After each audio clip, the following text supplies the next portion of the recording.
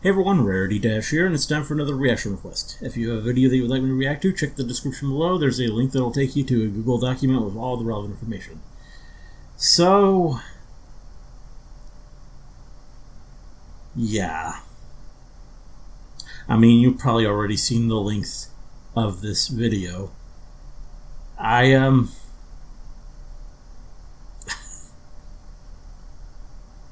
I'm always happy when I open my email and see that there's a new request. That someone sent me a bit of money and they want to see me react to a specific video. It's a cool feeling. But at the same time, sometimes the requests are a bit intimidating, and I don't think there's ever been one quite so intimidating as this. This is going to be the longest reaction on the channel, I'm pretty sure. This actually beats the Friday Night Funkin' video from a few months back. And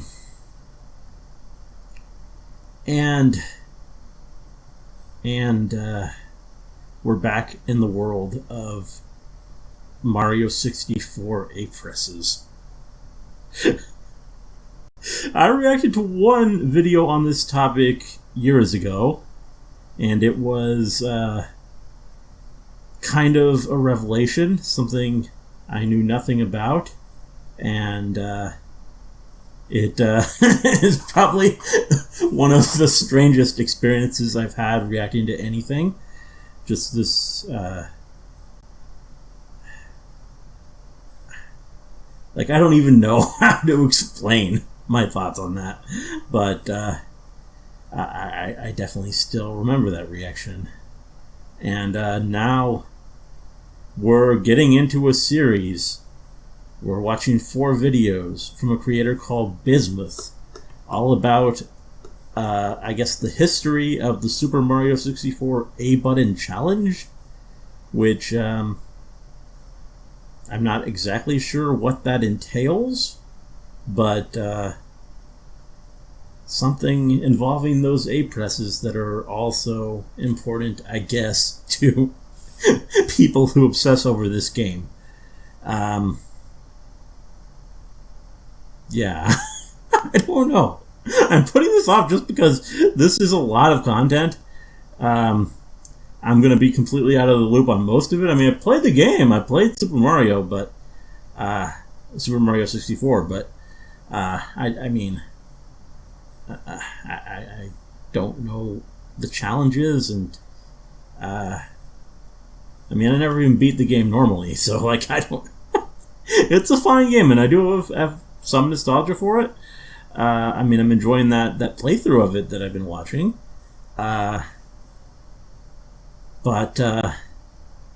like, this is over 2 hours of content on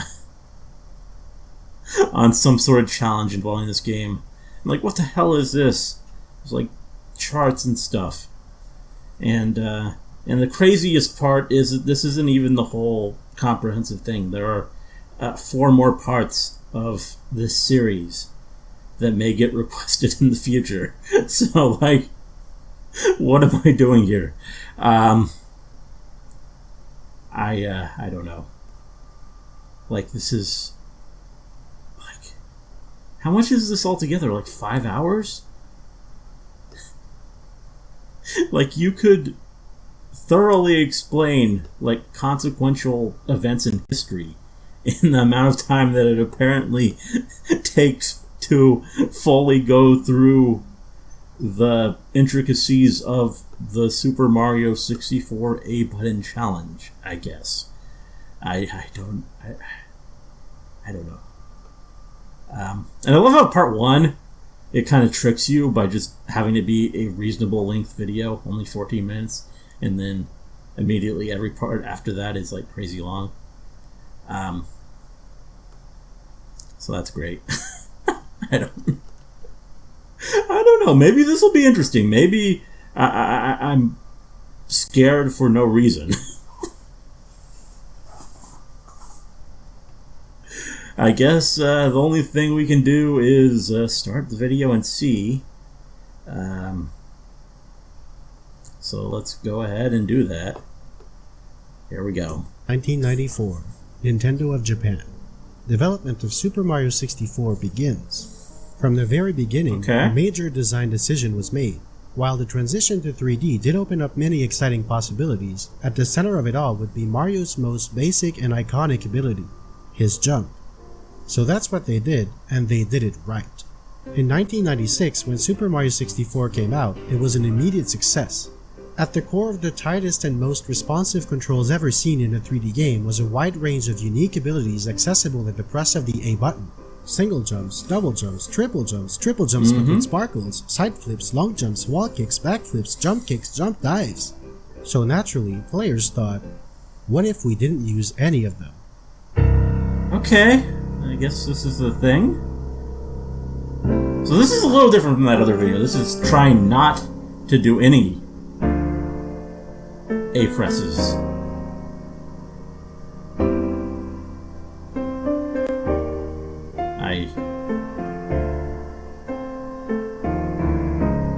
Though I would assume there are some that you have to. I like it's to limit them, not to completely remove them. The late 90s, early 2000s internet was a magical place, like the kingdom far away in a fairy tale. Nearly all of it was either modernized or abandoned, but every now and then you find an artifact of a simpler kind is that still seemingly for generations to come. One of these is Walton Dell's website, where all sorts of Nintendo 64 tricks and findings were reported by Walton Dell himself or submitted by email. Some were glitches, some were fun little challenges you could try and complete, and some were downright stupid, like imagining a face in a ground texture or telling you to track down all 12 Viking bombs. Until October 16, 2000, when an anonymous visitor sent this long email, blissfully unaware of the consequences that would unfold over the next 2 decades. Among many others, there was something he called the A-button challenge. Try to get every star in Bob-omb Battlefield while using A as little as possible. Even though the email was pretty clear about it, for some reason, Walton Dell was confused as to whether to count the cannon shots as A-presses. He figured that Shoot to the Island in the Sky, which was submitted in one A-press, was impossible if you counted cannon shots, and so he decided not to count them, in which case the star became trivial in 0 presses. But in the email, the strategy for it was actually explained in detail. Simply run to this bridge and fall off, doing a ground pound to break the wing cap box and get the wing cap. Afterwards, use this cannon to shoot up, and while flying, ground pound the star box, breaking it and getting the star in a single A-press to shoot the cannon. Interestingly, the email mentions a guy named Miles, and the star is listed on Walton Dell's website as Alex's Challenge. But who was that mysterious visitor? Well, it turns out that it was the legendary Alex Penev, one of the most prolific Nintendo 64 players of the time, who set hundreds of world records in Mario Kart 64 back in the game's first decade and is still active today in the Mario Kart community. In 1999, a part of the community was using IRC to discuss shortcuts and strategies. Although Mario Kart 64 was the primary focus, other games sometimes came up. Together with Miles Buckrim, Jason Walls, and David Wan, who also had his own website of N64 tricks and glitches, Penev and friends came up with a number of challenges, such as trying to get as many stars coinless, capless, and cannonless, and of course, the A-button challenge. Alex's email were surprisingly detailed for what actually ended up on Walton Dell's website. Many more A-button challenges were submitted with strategies to solve them that were way ahead of their time. For example, in Cool Cool Mountain, the red coin star was already known to be possible in 0 A-presses. This coin is particularly tricky, and the strategy to get it, found by Jason Walls, was surprisingly clever. First, touch the chairlift at the bottom to make it go up. Then, quickly run to the warp to take it up, and drop down to the coin just in time to dive and land on the chairlift. Or again in Cool Cool Mountain, wall kicks will work. The strategy here was to reach this spindrift, then use A to jump on its head and hold the button, never releasing it. When spinning in the air, Mario will twirl faster and fall slower when A is held. Using that slower fall technique, it's possible to reach the star with only one A-press. It's unclear if it was before or after, but the A-button challenge was also submitted by a visitor named Nathan for the red coin star in Snowman's Land. Here, Dell said that it was easy once you got to the Koopa shell, but he couldn't find a way to reach the shell in the first place, so he labeled the challenge impossible. However, in his email, Penev detailed a strategy to reach the start whirled from the freezing pond with 0 A presses, so it's very likely that Nathan had done the same thing for the red point star. For reasons known only to himself, Walton Dell never released any more of the numerous A-button challenges that Penev included in his email. For a whole year, this disappointment was the only documentation of the A-button challenge available on the internet. But picture this, saving up to 10% when you bundle your home and auto insurance. But that changed in 2001 when the very first webpage dedicated to the challenge was created by GameFAQs user Chris Oldfield, also known as HumanTree. He had a list of his own best scores for most stars in the first levels of the game. For some of them, Alex Penev had already done better. Together, they exchanged strategies on ICQ for a short while. But since the very beginning, something had been lacking. The A-button challenge had always been considered on an individual star basis. Even the 100-point star was tackled independently from other stars. HumanTree was the first to break those rigid rules when he came up with this idea. How many stars can you collect from a fresh file without touching the A button once? He gave it his best using all the strategies known at the time. The final result was 10 stars. Unfortunately, Bowser in the Dark World required the A button to be completed, so HumanTree was locked out of most of the castle. Also, Big Boo's Hound is only unlocked at 12 stars, so even that level was just barely out of the question. So, being limited to only 4 levels, he collected Big Bob-omb on the summit, foot race with Koopa the Quick, shoot into the Wild Blue, every star in Cool Mountain except for Wall Kicks will work, and the Princess's Secret Slide in under 21 seconds. Of course, no video of this feat remains today. HumanTree's page eventually went offline and no archive of it can be found. That piece of history is on the brink of being forever lost, only existing in the memory of maybe a handful of people. And then, that was it. After figuring out about 30 stars and getting 10 stars with 0 A presses from a fresh file, nobody extended the challenge to the whole game. Nobody asked the crucial question, how many A presses does it take to beat Super Mario 64? For years, that question lay dormant. In the meantime though, more resources for the game started to pop up. In November of 2002, another regular GameFAQs user, a college student by the name of Curtis Bright, made a website that eventually became sm64.com, which is still online to this day. The site had a comprehensive list of every coin, 1-up, warp, and other secret in the game. It also had the world records for time challenges with videos, which at the time was unheard of. Holding most of these world records were a couple of guys. Their names? Miles Buckrim and Alex Penev. One day in 2003, Penev sent Bright a message over AIM with the extension of the original Cool Mountain A-button challenge to include the whole stage in a single A press. This piqued Bright's interest enough that he tried the same thing for Bob-omb Battlefield, Whomp's Fortress, Jolly Roger Bay, Big Boo's Hound, Little Lava Land, and Tal Tal Mountain as well. The result was 45 different stars and 48 A presses. He eventually created a page on his website for the A-button challenge where he posted his scores at some point in late 2005. But he was alone. For years, the A-button challenge was all but dead until this fateful day, July 13, 2007. On the GameFAQs forums, a user by the name of Kirby Muncher created a new thread for the A-button challenge. Curtis Bright was one of the first to participate in this thread, and he mentioned that another player from Brazil had set up a records page of his own and that he had done even more stars. His name was Thiago Trujillo. It turns out that Thiago had done a lot more stars. In fact, 2 months prior to the GameFAQs thread, he'd already done 112 stars in 244 A presses. By this time, Nintendo 64 emulation was getting quite popular and some people achieved stars in fewer A presses than ever before using save states for the hardest parts. Bright noted that he should make a world record list separating real-time scores from tool-assisted ones for fairness. One of those testers was Bob Mario 511. He came up with creative strategies to lower the A-press count of many different stars, but perhaps his most impressive achievement is posting videos of them that are still available 14 years later. In fact, he posted over 100 of them. At this time, the few stars that were still missing were mostly in TikTok Clock and Rainbow Ride, as well as Bowser in the Sky and the Dire Dire Doc's 100-point star because they were deemed too daunting and couldn't be done in fewer than at least 10 A presses. In the meantime, Curtis Bright had followed through. He updated his website with a leaderboard divided between real-time and tool-assisted runs, where people could submit their own scores with videos. Among those people were Bright himself, Bob Mario 511, and Thiago Trujillo, but also many unknown players like NUp112, Silent Slayers, Sonic Packer, and Robert C, to name a few. It's a shame none of those guys ever did anything else of significance. The earliest date with an A-press count for the whole game is on Curtis Bright's website on June 12, 2008. All 120 stars were collected with a grand total of 217 A-presses. But there are two major caveats to this count.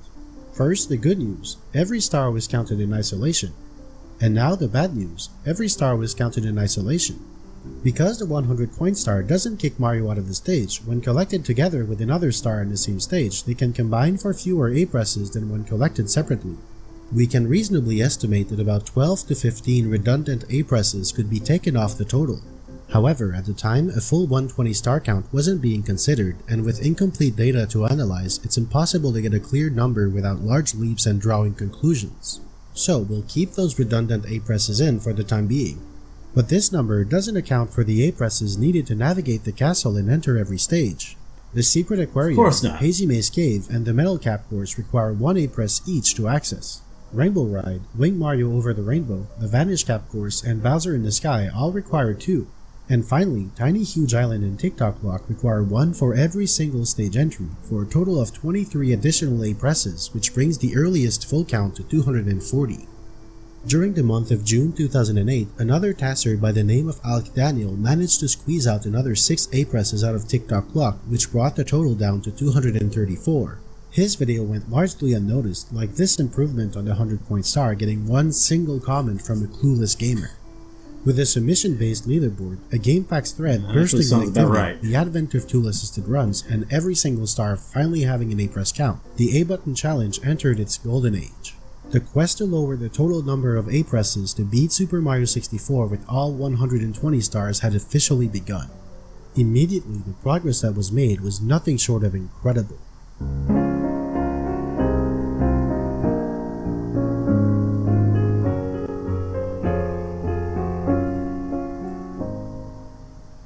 Curtis Bright's page never really caught on. It got submissions from about 30 different people over the next 3 years, but no one actually improved any scores on there. The GameFAQs thread died out after a few months and 300 posts. Instead of lowering the count, players simply assumed they had solved it.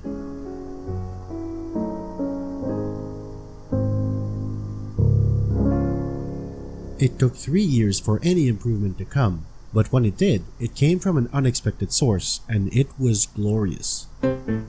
Okay. I guess we'll see about that. Glorious how?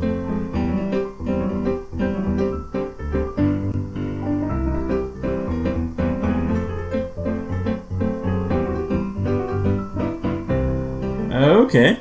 20 stars in no A-presses. What? Again, stunted by Bowser in the Dark World blocking access to most of the castle. This tool-assisted run was made by a group of Japanese tassers in early 2011 and published to YouTube on March 5th when it made quite the splash. 78,000 views in only 6 days. Articles were written about it. Unfortunately, little is known about the development of the task since the only contributors that are still active today don't remember much about it.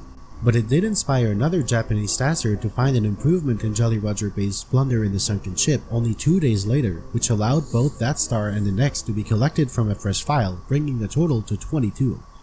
Alright then. And yet again, that was it.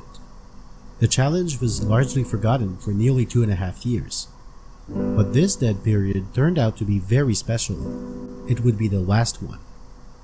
On August 25, 2013, an unlikely figure reappeared.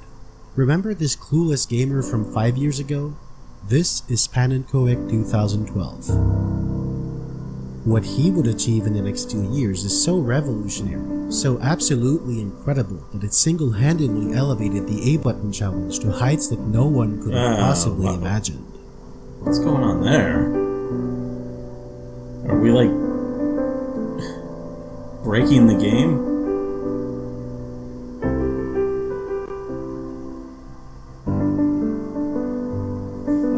Okay, you know, I'm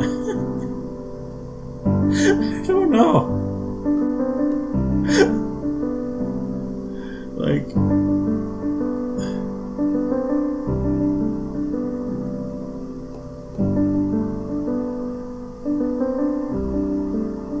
I'm not quite convinced just yet.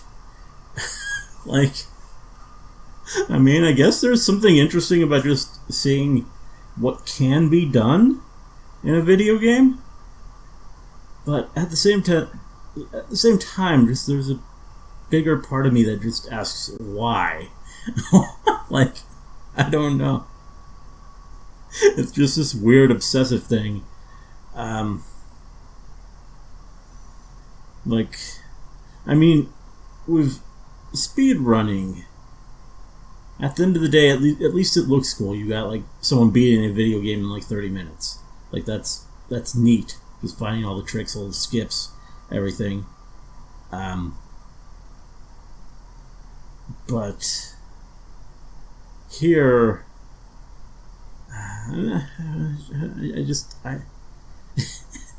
I don't really. I mean, it's a neat thing. If it was just a 14-minute video about this, I'd be like, yeah, okay, that's cool. But just the fact that I have, like, still 2 more hours of this to watch. I don't know. I don't know why this needs 2 hours of dissection. But that said, let's go ahead and continue to part 2, the Panenkoic Revolution. Here we go. 2013. The year is 2013. Here's every A-Press minimally required to collect all 120 stars in Super Mario 64. That's 208 of them. Some stages, like most of the early ones, are already pretty empty, but the later stages, especially the very vertical tick-tock clock, are a total nightmare. A revolution is about to happen. In just 2 years from now, nearly all of these will be gone. Okay.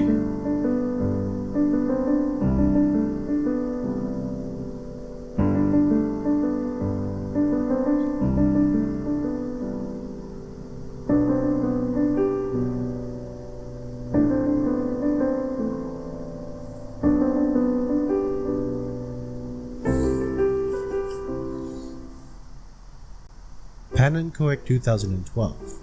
Originally starting out just watching videos about the game, he started making his own mark in 2010 by posting videos of getting all the coins available in every stage.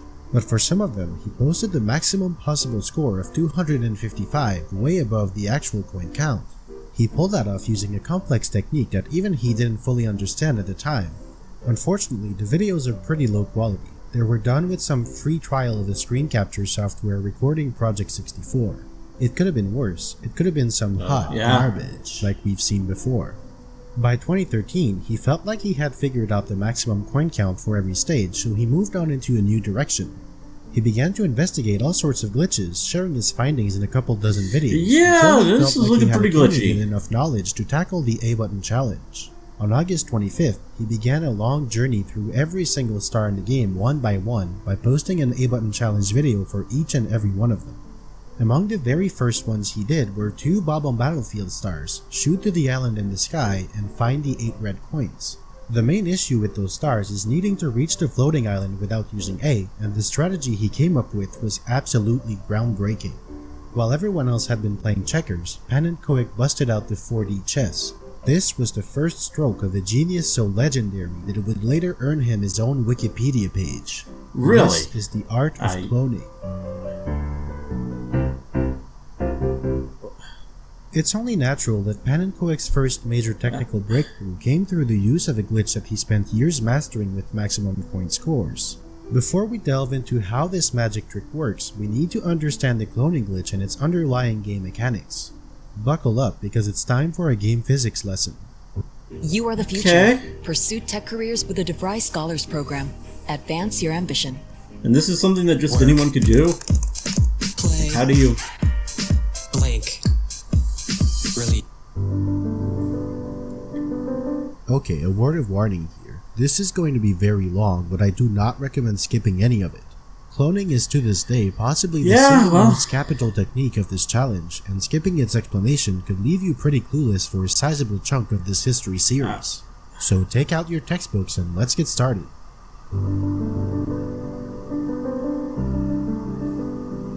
Before we get to it though, I need to point out that Panenkoic has already covered this subject in scrupulous detail before. In fact, pretty much all the information on game mechanics that I will ever tell you comes directly from his past work. Whenever there's additional material to be read or viewed, there's going to be a numbered note down here.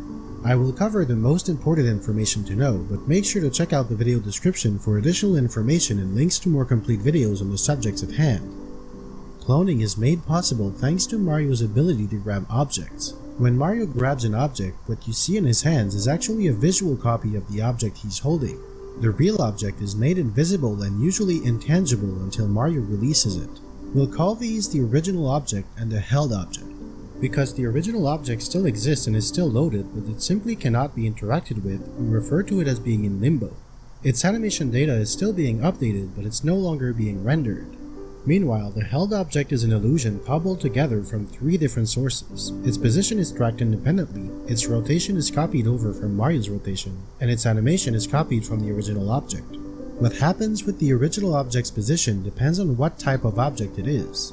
Some stay in place, and some follow Mario around at or near his position. An interesting case to look at is the Bob-omb. Its fuse is lit when Mario grabs it, which causes it to start smoking. Because the held object is just a visual copy, it's not capable of generating smoke particles. The original object is kept close to where the visual copy is so that the smoke particles coming out of the invisible Bob-omb appear to be coming out of the Bob-omb Mario is holding. Additionally, Bob-ombs are an exception in that they stay tangible when held, and that is the root cause of the bloated Bob-omb glitch. For a few frames before it explodes, a Bob-omb dramatically increases in size. If Mario grabs it at the right moment, he can hold it in its bloated state.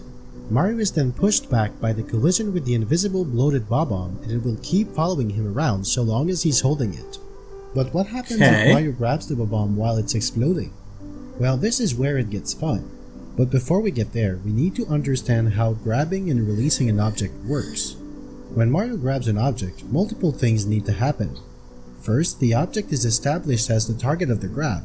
Then, Mario's state needs to be changed to holding an object, and the object itself needs to change its state to being held, which turns it invisible and intangible, again, most of the time. For this whole process to function properly, Mario and the original object need to be linked somehow, otherwise Mario could never retrieve an object in limbo. To achieve this, the game uses a very simple system. Every object that is loaded is assigned the first available slot of 240 object slots. While in reality, object slots have addresses that look a bit like this. For simplicity's sake, let's instead give them a number which ranges from 1 to 240. When Mario grabs an object, the object itself is put in limbo and Mario is given a reference number that links him back to it. That reference is the held object, or that visual copy of the original object. The only information the held object needs to have is the number of the slot the original object belongs to. So long as the object is being held, it will stay loaded in limbo. When Mario releases the held object by throwing or dropping it, the game looks at the reference number and it brings back the associated original object from limbo. But remember, the original object's position in limbo doesn't reflect the position of the held object while Mario is carrying it around. When the object is brought back, its position needs to be updated to reflect the held object's last position and complete the illusion. That position is tracked as a set of XYZ coordinates conveniently called the held object's last position, or the hope for short. While Mario is holding an object, the hope is constantly updated to match the position of Mario's hands, and as soon as Mario releases it, the original object is instantly warped to the hope as the held object disappears. There's one small but key detail. To help create a seamless transition, the original object isn't placed exactly at the hope depending on Mario's animation. When Mario is dropping an object to the ground, the game aligns it with the hope horizontally, but places it at Mario's vertical position, which sets it down on the ground. Most of the time, this entire process is seamless and goes exactly according to plan. But it's not airtight, and the tiny cracks in it are just enough to let a clever and meticulous player cause a complete meltdown. Remember that when an object is being grabbed, both Mario and the object change their state independently from each other and are linked together by the held object. In the case of a diving grab or a water grab, all of this happens at the same time. But for a punching grab, the signal to change states is established 2 frames before the actual state change. This gap can be abused if the original object unloads during those 2 frames. There are multiple ways to cause that to happen. The most common are to let a cork box sit still for 30 seconds and to grab it in the final 2 frames before it disappears, or to grab a Bob-omb as it's exploding. Anything that causes an object to unload within 2 frames of Mario grabbing it with the punch grab will work, but it's also achievable by touching a loading zone, a trigger that unloads part of the level and loads another part in its place. Unloaded objects can no longer be updated, which means that the original object does not go into limbo.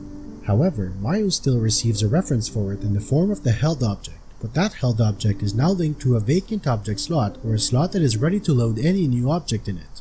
A vacant slot is marked as empty and its contents can no longer be modified. How do you even pick As a up result, points? a held object looks invisible or frozen, since it represents the final state of the original object before it unloaded.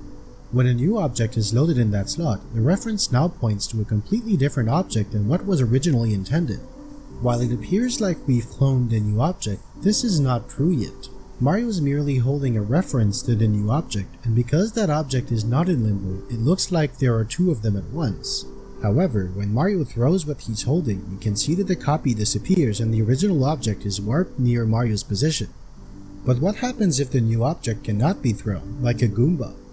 Each grabbable object has a script that takes care of its behavior when grabbed, dropped, and thrown. If the new object is missing that script, it will simply do nothing when thrown. Its behavior script will essentially be erased and it won't be able to function normally anymore, so it will stay frozen in place. Okay. This has a very important side effect when the object being cloned has a spawner.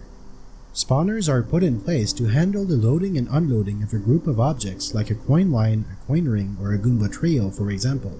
When Mario moves far enough away from the broken Goomba, it remains loaded, yet its spawner doesn't get the memo, and so it also keeps working just the same. So the Goomba can be spawned again even though a broken copy of it already exists and it has successfully been cloned. Because the process of cloning involves erasing the behavior of the object being cloned, it suffers from inherent limitations. First, the object being cloned needs to have a spawner, otherwise it can only be transported. That can still be useful though, and in fact it is still referred to as cloning even if the object in question isn't actually duplicated. But the most important limitation is that a clone cannot move or behave anything like the object it's supposed to be. Luckily, the interactions that Mario can have with an object aren't handled directly by the behavior script, so clones can be interacted with. Unfortunately, the missing behavior script is responsible for handling the interaction status of the object, so after a single interaction, it also malfunctions. So while Mario can interact with a clone, he can only do it once. For example, throwing a coin clone causes Mario to collect it, but leaves it frozen in place and impossible to collect again. Throwing a Goomba clone causes Mario to immediately be knocked back by it, after which it becomes frozen and intangible, essentially making the clone utterly useless. Fortunately, there is a workaround. If Mario throws a Goomba clone while he's falling fast enough, Mario will move out of the way as he releases the clone and they will not collide. Okay. So Mario can come back and bounce on it once, and only once. So all Pan and Koic had to do was to clone a Goomba and throw it while falling, then come back to bounce on it and reach the island, right? Wrong. There's one more major problem. To release an object clone, the object being cloned has to be close enough to still be loaded. Unlike objects in Limbo, which are forced to stay loaded for as long as Mario's holding them, cloned objects aren't bound by this rule, so they unload when Mario goes outside a certain radius from their spawners. While over here, the Goomba trio under the island can be loaded. Over there, they no longer can. This called for another trick from the bag, remote release. Wind turbine and industrial maintenance technician training at Universal Technical Institute offers courses. What seems like 2 hours ago, I said that the held object's last position is constantly updated as Seems Mario like walks 2 around hours holding ago, if something. only. It turns out We're there's only a way to prevent it from being updated. 25 minutes in. There are a few ways to do this, but for now, we're going to look at the hatted hand glitch. The animation for putting on a hat has 2 stages. During the first stage, Mario is holding the hat in his hand, and in the second stage, the hat is on his head. When Mario picks up the hat, the first stage is triggered. Mario starts holding the hat and the animation plays. Now if Mario is already in the second stage of the animation, and he comes across a second hat to put on, this new hat will be put in his hand, but the animation will finish playing out. The result is that Mario ends the animation with his hat in his hand. Putting on 2 hats in quick succession can happen either by duplicating hats using a warp or by reusing a special cap box before the first one expires. This glitch has important ramifications regarding the hold. If Mario grabs an object while holding a hat, the object will still be held like normal, but Mario will look like he's holding his hat instead. Because the held object isn't being rendered, the hope is not updated like it should. This causes the hope to become disjointed from Mario because the position remains frozen to wherever it was last updated. For example, if Mario releases a quirk box here, then performs the hat-in-hand glitch and throws a Bob-omb, the Bob-omb will be released where Mario released the quirk box earlier because that's where the hope still is. This is known as remote release. Despite the complex setup and many drawbacks, this is how Pan and Koic managed to get onto the island in Bob-omb Battlefield without using A. First, he grabbed an exploding Bob-omb, which gave him a reference to a vacant object slot. Then, he carried it to this gap where he released it to place the hope in midair. Next, he did the hat-in-hand glitch and used another Bob-omb to clone a Goomba from this trio. Using remote release, he transported that Goomba over to the hope where he could go and bounce on it. Just one Goomba wasn't enough, he needed more to make a bridge to the island. But here's the catch, to place a Goomba further along, the hope needs to be further along, which means Mario himself needs to be further along, so he needs to bounce on this Goomba to place that Goomba. But remember, clones can only be interacted with once, so once Mario bounces on the first Goomba to place the second Goomba, the first Goomba becomes intangible. So after placing the second Goomba, Mario needs to come back and place a third Goomba next to the first one so he can bounce on these two. This process becomes more tedious the longer the gap is, and exponentially so. You see, it's sort of like counting in binary, except the ones are Goombas that you place and the zeros are gaps that need to be filled. The length of the bridge is the amount of ones that you need in a row. Therefore, for a bridge of length 1, you need a single Goomba. For length 2, you need 3 Goombas, length 3, 7 Goombas, length 4, 15 Goombas, and for a bridge of length n, you need 2 to the power of n minus 1. This can rapidly become a problem because the game crashes from having to draw too many triangles if there are somewhere around 40 Goombas on screen. That puts the upper bound of a Goomba bridge's length at only 5. In this case, Panin was able to get across using 3 Goomba bounces, which means he had to place 7 Goomba clones to cross the gap. For the red coins, this was sufficient, but for this star, he needed something extra to reach the star. A Goomba to bounce on would be nice. There are 2 options to get that to happen. The first is to keep the same strategy, set up the hope under the star, then remote release a Goomba clone from elsewhere and reap the benefits. There is one major issue though. Because the wing cap box on the island doesn't allow for the hat-in-hand glitch to be possible, the cloning has to be done off the island after the hope was put on there first. A Goomba bridge is a single-use infrastructure, so 2 trips to the island require 2 separate Goomba bridges. The second option is to release the clone directly at the location. Fortunately, the top of the island is close enough to these Goombas that they can be loaded and therefore cloned while on the island. Unfortunately, Mario can't release the clone without instantly bumping into it and ruining its purpose because there's no way to release it by falling from above. But falling isn't the only method to prevent interacting with the clone that's being released. What if instead, Mario couldn't be knocked back by the Goomba because he was already being knocked back by something else? A damaged knockback forces Mario to drop whatever he's holding, and it also prevents him from interacting with the Goomba clone being released this way, so it is the perfect idea on paper. But one hurdle remains. Mario still needed something to take damage from. Now if you remember 2 million years ago, I mentioned that dropping an object has a slightly different effect than throwing it. It Stop making jokes about how long this is. But at Mario's height, which because the hope is usually somewhere near Mario's hands, effectively sets the object down on the ground in front of Mario. If the hope is disjointed, however, the effect can be wildly different. Remote dropping an object will place it at the point corresponding to the hope's lateral position in Mario's vertical position, which can be a completely new point otherwise inaccessible. If we go back to the Bob-omb example, dropping the Bob-omb causes it to be placed up there. Going back to shoot to the island in the sky, the star is at a location whose coordinates can easily be reached both laterally and vertically, but not at the same time. By throwing a cork box underneath the star's location, performing the hat-in-hand glitch, and then cloning a cannonball by dropping it here, Pan and Koic was able to release the cannonball at the hope laterally, but at Mario's height. This left the clone on the island, despite Mario never needing to go there himself. Finally, after cloning one last Goomba, he was able to release the clone by getting knocked back by the cannonball. This allowed him to place a Goomba clone without interacting with it, and he could use the bounce to reach the star without pressing A a single time. You may wonder why Panin didn't simply remote drop a Goomba onto the island instead of using a cannonball. That's because there's no way to be at the correct height while still being close enough to a Goomba for it to be loaded. The only Goombas close enough are clones, and because a clone never unloads, it also never reloads, so it's impossible to clone a clone. Also, I glossed over how the Goombas in the cannonball conveniently loaded into the specific object slot that Mario was holding. The reason behind this could be an entire video on its own, and in fact Pan and Koek made that video already. But in short, when multiple objects unload on the same frame, such as a coin ring, a Goomba trio, or other groups of objects, they unload in the reverse order that they were loaded in. Through meticulous planning and deep knowledge of object loading behavior, it's possible to manipulate which object will be loaded into Mario's hands. Here, Panin was actually just winging it, retrying over and over until he would get the result he wanted, just like he had been doing for years. But eventually, with enough time and research, he came to master the process of cloning. It's definitely feeling like a strange obsession here. Like, just... It's This groundbreaking cool strategy was one of the first ever that you figured out how to do it, made to the A-Button challenge.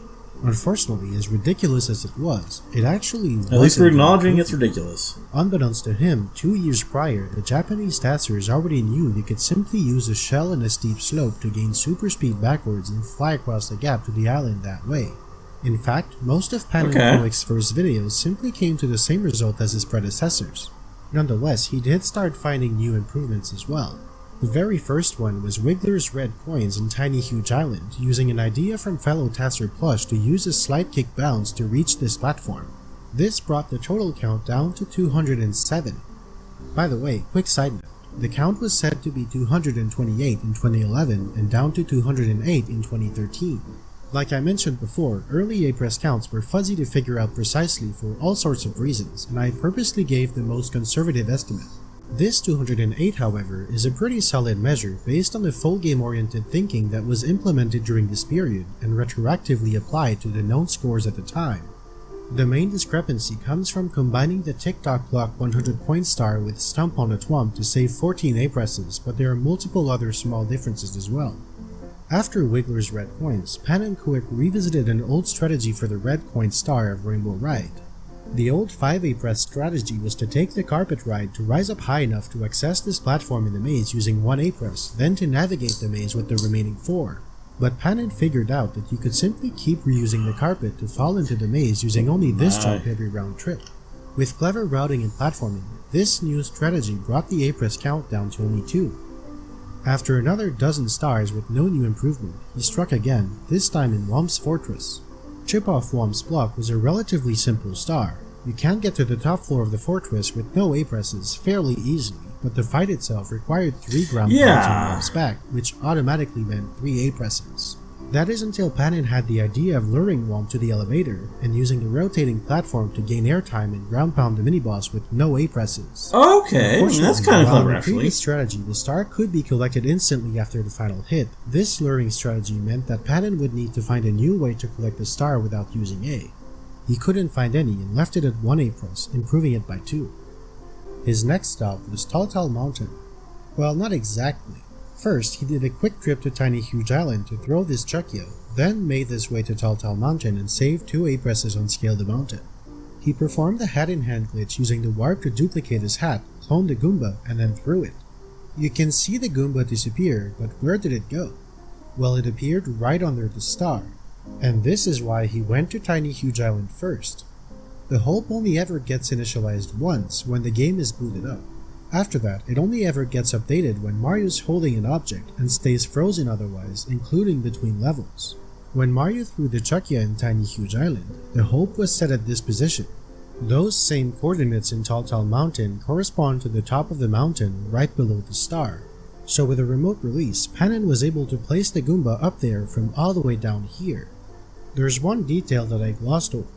How did Mario reach this point up the mountain without jumping? He did it thanks to a new technique called frame walking. Mario can run up steep slopes to a point, but he keeps losing speed until it dips into the negatives, at which point he slides down on his belly. However, when Mario's speed is low enough, if the stick is neutral and then forwards again, Mario will gain speed on the first frame even on the steep slope. By quickly alternating between neutral and forwards, it's possible to walk up steep slopes that way. This climb saved 1 A-Press, and the Goomba clone at the top saved another. Now there are 3 other stars in Tall Mountain that also required an A-press to get past this point. Mystery of the Monkey Cage, Breathtaking View from Bridge, and the 100 Coin Star. Framewalking could get rid of that A-press in all of them. This discovery marked Tall Mountain as the second stage that could be fully completed in 0 A-presses. Soon after, Panin looked into various stars, mostly from the basement levels, and he found some minor improvements to existing strategies along the way. He first went to the metal cap cores where a dive recovered from a crystal allowed him to get onto the switch in 0 A-presses, then found a few clever strategies in shifting Sandland. He used tornadoes and fly guys to reach the red coins without needing to fly or jump, and he bounced on the hand on the final hit and stand tall on 4 pillars to reach the star. He still had to jump once here to get out of the elevator platform and into the fight.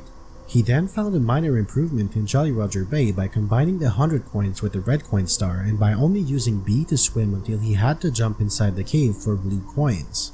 Then, back in Shifting Sandland, he cloned a cork box by using remote release to place it partly through the edge of another box and having it explode as it despawned, causing it to give infinite coins. This let him get the 100 coin star in 0 A-presses. Next, he went over to Big Boo's Hound, where one clever strategy allowed him to save A-presses on 4 different stars. He manipulated these bookends to fly to a convenient spot, then used a double bookend bounce to save 1 A-press going to the top of the mansion. This was useful in both Big Boo's balcony and eye-to-eye in the secret room. Additionally, he was able to manipulate the Big Boo to help him reach the top of this box and then the star without any additional A-presses. Bouncing on bookends also allowed him to reach this red coin without using A, which obviously saved an A-press for the red coin star, but also that made the number of coins attainable in 0 A-presses go from 99 to 101, which meant the 100 coin star was now also possible in 0 A-presses. Another similar method helped save an A-press in Hazy Maze Cave for the 100 coin star. Here, swoopers were used to bounce up to get blue coins and to kill a Sniffit. And after all of these cute little developments, Pan and Koek felt that it was time for another revolution. He switched from Project 64 to Newpin. Those different emulators This time, or the something? revolution was not in the game itself, but technological. He finally got rid of his choppy free trial software captures and got a proper video encoding setup that is Newpin 64 Direct AVI capture. But perhaps the biggest improvement was in passing capabilities. Project 64 only has save states, so all of his videos up to this point were recorded mostly in real time, interrupted with pauses to use save states. Newpin 64 offered frame advance, RAM watch, and many other tools critical to making a good task. He also started saving movie files of his input so that he could go back and improve them, share them with his peers, and archive them for historians to look at 8 years into the future. The result was a crisp, full 30 frames per second cinematic experience of the A-Button Challenge for the second time in history, after the Japanese TAS. With this new high-quality setup, he felt emboldened to tackle the most daunting level in the game, Tick-Tock Clock.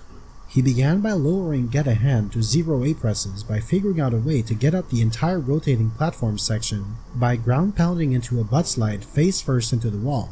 The bonking animation lets Mario stay on the steep slope of the rotating platform without sliding off, just long enough that it has time to turn until it's no longer too steep to stand on. Alk Daniel did have a similar strategy that used 1 A-press to get a little higher up at first, but Panin's new method could do it in no A-presses at all. This new strategy did not only save A-presses for Get a Hand, of course. It turned out to be useful for pretty much every star in the level. It saved the only A-press left for the red coin star. He got Roll into the Cage from 4 down to 3, time jumps on moving bars from 11 down to 7 by also using a precise heave-ho flip to save an A-press, and Stomp on the Thwomp from 15 down to 9 with more efficient platforming combined with all the other strategies, on top of also combining it with the 100 coin star for good measure. Finally, the Pit and the Pendulums was also improved from 6 down to 4 using the rotating red coin platforms and a better jump up to save another A-press. While he was devastating Tick-Tock Clock, Panin also tackled Bowser in the Sky. The previous record of 13 A-presses was relatively well done, but Panin found 3 spots where it could be improved. First, this section where precise slide kicks could let Mario get around these obstacles instead of over them. Second, another precise dive recover let him cross the gap between these platforms, and finally, a Goomba manipulation to bring it down to be bounced on saved the third A-press to bring the star down to 10. Pan and Koek's next stop was Dire Dire Dogs. There, his first improvement was massive. He brought pole jumping for red coins, a nightmare of a star for the A-button challenge, from 10 impresses down to 3.5. Oh, wait, what? Finally to the half That presses. makes sense. Half presses. There's actually a simple explanation for it. I knew it was Allow coming me to eventually. introduce the half A press.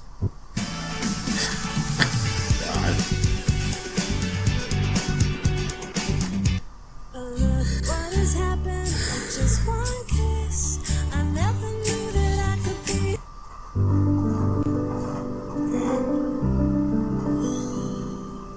Water levels are a special kind of problem for the A-button challenge because you need to tap A constantly to swim. If you don't press A, then Mario's underwater movement options are extremely limited. He can slowly sink down to the bottom, or if he's close enough to the surface, slowly rise up to it. He can grab with B, which moves him forward a little bit in this long animation, or if he gets a hold of one, he can grab a Koopa shell and move around faster for a short time. But sometimes, Mario can be swimming while holding an object, a useful situation that we'll discover in a minute.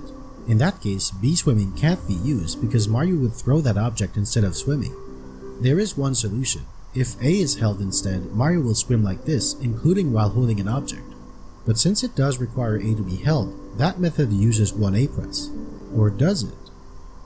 If you were to do the star in isolation, sure, that would be true. But in the context of a full game run, you could press A earlier for some other star that requires an A press, and simply hold out that A press for as long as you need.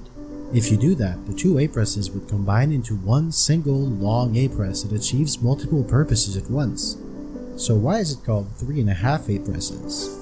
The 0.5 notation serves as a middle ground to show the duality of the situation. When counting the star by itself, you round up the A press count to 4, and when taking other stars in consideration as part of a full game run, you would round it down to 3 because it would leech off of a previous star's A press. 3.5 A presses is better than 4 in full game runs, but worse than 3 in isolation, so it makes sense to fit it in the middle. Now that that's cleared up, how did Panin actually improve that star by so much? First, he grabbed the Koopa shell from the bottom and carried it up to the surface. If Mario is swimming with the shell and the timer expires or he touches dry land, the shell will disappear. This timer, being quite short, effectively makes shells useless in normal play. But here's the clever part. This only happens if Mario is swimming with the shell, but he can also throw it. When Mario throws the shell, for a few frames he still holds onto it, but he's no longer swimming with it. So by throwing the shell and interrupting that throw by surfacing, Mario bypasses destroying the shell and can keep it indefinitely. So now he can carry it wherever he wants. However, the shell no longer functions like an underwater Koopa shell, but rather like any held object. To be able to go anywhere with it, Mario needs A to be held to swim. This is why this star requires an extra half A press. But where does he need to go with that shell? In that tunnel there's a loading zone, a trigger that switches between the rooms when Mario crosses it. The switch involves unloading the first room and loading the second, all the objects in them included, to save memory. Now what happens if Mario goes through the loading zone and unloads an object that he's currently holding, like a Koopa shell? Cloning, of course. After unloading the Koopa shell, Mario holds a vacant slot which can now contain newly loaded objects that aren't supposed to be held. Again, with clever planning, Pan and Koic manipulated a pole to load into the slot that Mario was holding so that he would be able to carry it around and throw it somewhere. Note that because poles aren't handled by a spawner, this is an instance of cloning that doesn't duplicate but merely transports the pole. So Panin had to be mindful of which pole he would transport to make sure he didn't get rid of a pole he would need to use afterwards. After releasing the clone, he could climb it and reach the upper platform in a single A press. From here, it was mostly a matter of navigating around the poles without jumping, sometimes requiring some sketchy diving and grabbing. One more jump was required to get to the furthest pole, and back in the water he went. He needed another A press and a second pole clone to reach the final red coin, helped by the fact that these poles are actually longer than their visual model suggests. Really? All that was left was the star, which unfortunately wasn't easy to reach either. But thankfully, just like any other object, stars can also be cloned. Remember that releasing an object clone physically moves that object to the new location. Clones aren't just broken copies of an object, they are the actual object.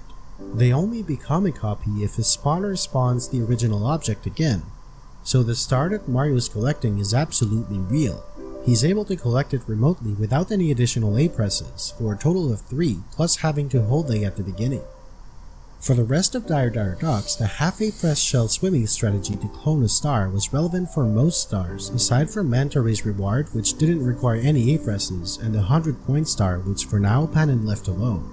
Also, Chest in the Current did require A swimming as well, not because of cloning, but because of the whirlpool forcing Mario to swim at least a little bit more efficiently. This brought down the total A-press count by 4 because 4 stars that were previously listed as needing 1 A-press could now be completed simply by leeching off of a previous A-press instead. But the half A-press was not going to be limited only to Dire Docks. It proved useful in Wing Mario Over the Rainbow as well. Holding A has more benefits like falling slower while twirling, which remember was already known over a decade earlier. But also, holding A allows Mario to fall slower with the wing cap and to kick by tapping the B button. Kicking can help Mario get up steep slopes, although frame walking obsoletes that one. Here however, falling slower with the wing cap allows Mario to reach the bottom platform to shoot out from the cannon. Because this star still requires 2 cannon shots, the A-press count was now 2.5. Life is hard work. Let Ready Refresh lighten your load. Ready Refresh, essential hydration delivered right to your door. Summer is calling, and it's time to let go and let QuickBooks do the heavy lifting. With just a few clicks, organize. At this point, aside from a few stray stars, the only levels left for Pan and Koic to explore were Snowman's Land and Wet Dry World. Snowman's Land was already nearly figured out before Panon even touched it, but Wet Dry World totaled 18 A-presses, nearly half of which were for the red coin star alone, so there was a lot of potential for improvement. Panon started with Secrets in the Shallows and Sky. Note that because entering levels is also an implicit part of the challenge, you can't just enter a Wet Dry World any way you want. The initial water level depends on the height at which Mario enters the painting, so with no jumps, the only available initial water level is the lowest one. Thankfully, there's a warp to the cannon platform at the top of the stage, and there are heave-hoes that can flip Mario up to higher levels. Panon used a combination of those to get most of the secrets, but the last one was a bit trickier. The previous strategy was to use a cannon shot to reach it, but instead he got a helping hand from Chuckya. He manipulated the random number generated by the game, or RNG value, to be favorable so that Chuckya would throw Mario directly onto the wooden bridge, which let him access the final secret in 0 A-presses. He used the same strategy to save an A-press in Express Elevator Hurry Up and the 100-point star. Top of the Town was still problematic because despite being able to get all the way to breaking the box in 0 A-presses, he had to jump to get the star. The old strategy from 2008 was to use a cannon shot to go directly on top of the box and ground pound it. But remember, shooting the cannon is an unavoidable A-press, so both methods came up to the same result of 1 A-press. But the real problematic stars were Quick Race Through Downtown and the Red Coin Star. Those were sitting at 5 and 8 A-presses respectively before Pan and Koic had a crack at them. The solution he found for each of them is pretty complex, so let's start with Quick Race Through Downtown. When Mario throws Chuckya, it will explode into 5 coins upon landing. This explosion happens based on Chuckya's state of being thrown. Here, Mario throws Chuckya and falls off the ledge at the same time, which lets him catch up to it and intercept it while it's falling down. Chuckya then grabs Mario in midair, which changes its state from being thrown to holding Mario. Therefore, when it lands on the ground, it no longer wants to explode, which effectively brings Chuckya down to this level. From there, Panon abuses object collision priority and uses Chuckya to push Mario inside of the block and throw Chuckya through the wall. Immediately after, he gets caught by Chuckya again, and both of them fall down into the pipe below, where Mario can retrieve Chuckya and carry it around in the water. There are other ways to bring Chuckya here, but this clever method uses no A-presses to do so. Once Mario is holding Chuckya underwater, he needs to swim. He could do that simply by holding A, but unfortunately that doesn't work after pressing B to grab an object, so he actually needs to press the A button once. But from there, he has a hold of an object, and the tunnel contains a loading zone that switches between the main area and the downtown part of Wet Dry World, so he can clone the Quick Race Through Downtown star. Note that the cloning of a star can only be done if the star is already out there and collectible, so the same can't be done for something like the red coins for instance. But just like that, he managed to get that star from 5 down to only 1 A-press. The red coin star was definitely the most challenging because it posed multiple problems at once.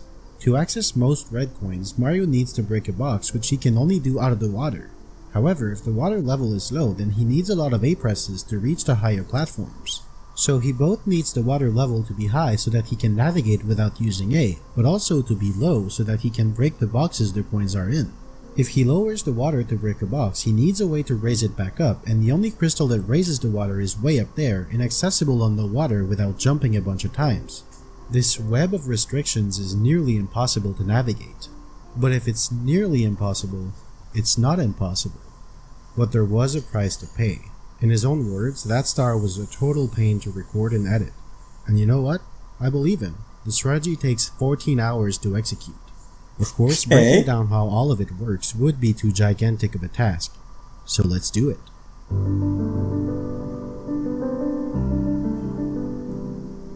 If you pay close attention, you can see that even when it's at a fixed height, the water level bobs up and down by a significant amount. Yeah? This is not purely visual. The actual water level follows a sinusoidal function with an amplitude of 20 units in a period of 128 frames. In other words, the water has a median level and it deviates from that median by up to 20 units on a cycle that repeats every 4 seconds or so. The downtown area's water level is independent from the main area. When Mario goes from downtown to the main area, the water level is preserved for when he comes back. But here's the key thing, the current water level is saved and then used as the median water level when Mario comes back. Therefore, if Mario loads the downtown area and unloads it when the water is above the median, when he comes back, the new median will be here and the water level will rise and dip 20 units around that new line. If you repeat this process, you can raise the water level arbitrarily high 20 units at a time. If you do the opposite and leave when it's below the median, you can lower it the same way. However, this is easier said than done. The loading zone is in the middle of an underwater tunnel, which means Mario cannot simply stay here and swim in circles around the loading zone to raise or lower the water as he pleases. He needs to get some air from time to time, so the water in the main area needs to be at its lowest level. To access this corner, you can simply slide along this ledge, carefully keeping Mario on with a precise angle and stick movement. And now, Mario has just barely enough time to lower the water level once before he has to rush back and get some air. So this process is extremely tedious. To get this part done without actually repeating all of this work over and over for days, Pan and Quick figured out a way to make a sequence of inputs that would be loopable, and repeated it for however many iterations he needed. After lowering the water 26 times, he could finally enter downtown. By now, the water was low enough that he could get some air inside the tunnel itself, and he could go and break this first box. But as you can see, this grate prevents him from lowering the water any more than that because it would block access to downtown if he did, so Panin had to raise the water instead. He does so for 4 hours. In that time, the water level is raised 398 times. Now the water level is far above the top of the stage. At this point, it's so high up that when Mario touches a low crystal, he has time to swim up to a higher platform before the water level catches up. Or at least he would if he had enough air. Unfortunately, B-swimming is so slow that Mario would drown before he got there. But thankfully, coins restore energy. By grabbing a few coins along the way, Panin was able to extend his underwater time just enough to make this genius route possible. After this high-anxiety swim up to the top, Mario is now high up in 0 A presses, while the water is low, which lets him break boxes, and he has access to the high crystal so he can raise the water back up and go back to the main area if needed. He activates the high crystal and dives down to one of the boxes to break it just before the water catches up. From there, he only needs to get some air and he can go back and repeat this process again to break more boxes. And that's what he does. For another 4 hours, he raises the water 366 times and repeats the same process. However, coins are limited, so he has to become more and more creative with how he uses them to buy himself more underwater time. The longer he has to go out of his way to get more coins, the more coins he needs to get to offset that extra time. This time, he has just barely enough time to break this second box. Then he goes back and raises the water another 376 times, uses up the last few yellow coins he has to his disposal, and breaks one more box. In one final trip, he raises the water 154 times, and then, with almost no coins left to keep him alive, collects all the red coins that he left behind specifically for this moment, and he breaks off the last few boxes and gets the star. All of that in 0 A presses, and only 14 hours.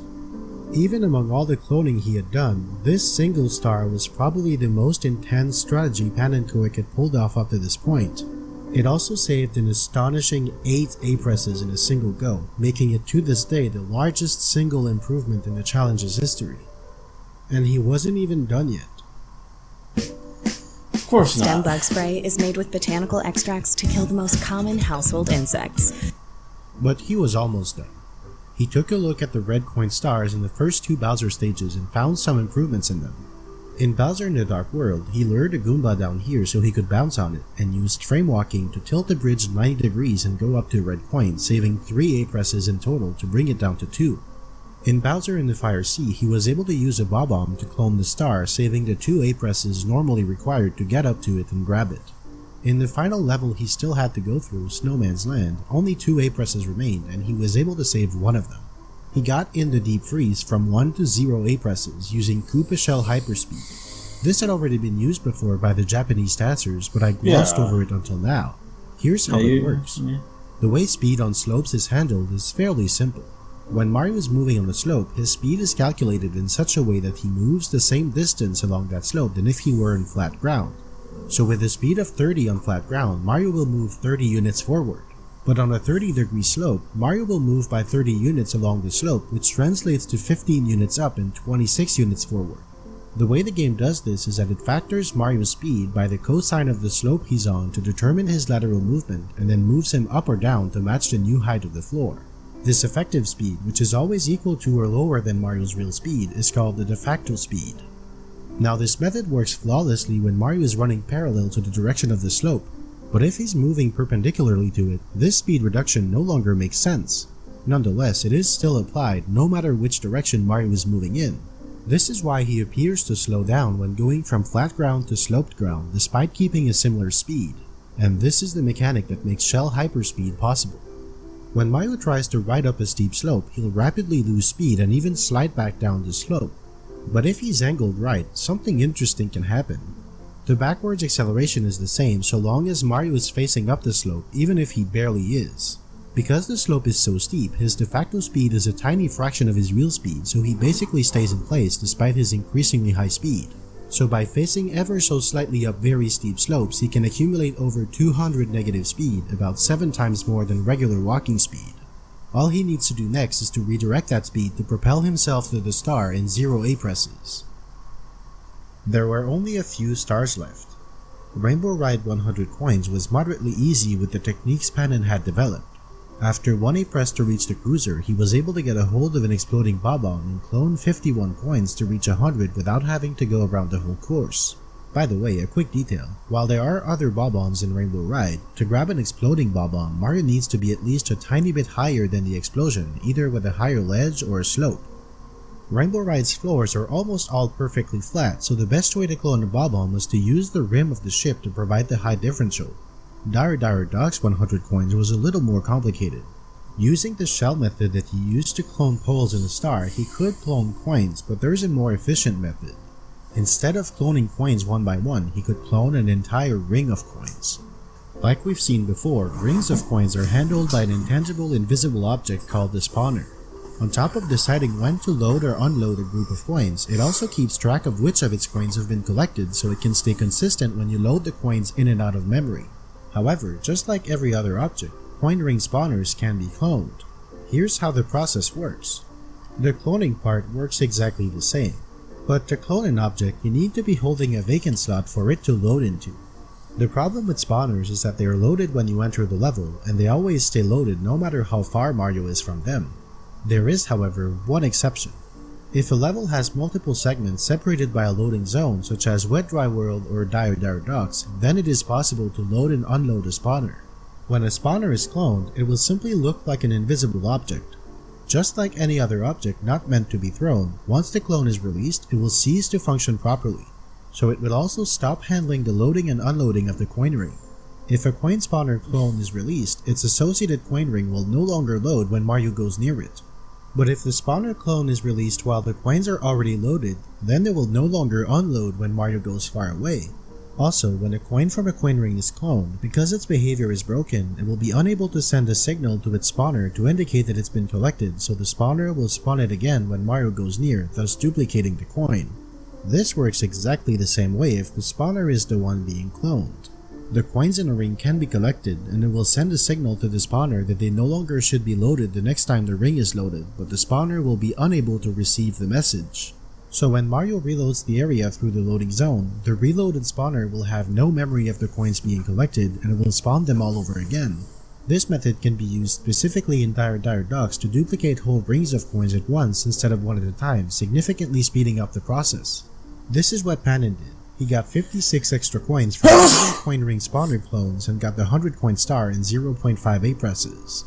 Around this time, he also found an improvement in Wet Dry World in Express Elevator Hurry Up. He found that by raising the water level, he was able to hold A and swim onto the elevator instead of jumping to it. The timing for it is very tight, but it is indeed possible. This reduced the A press count from 1 to 0.5 because he needed A to be held and not pressed.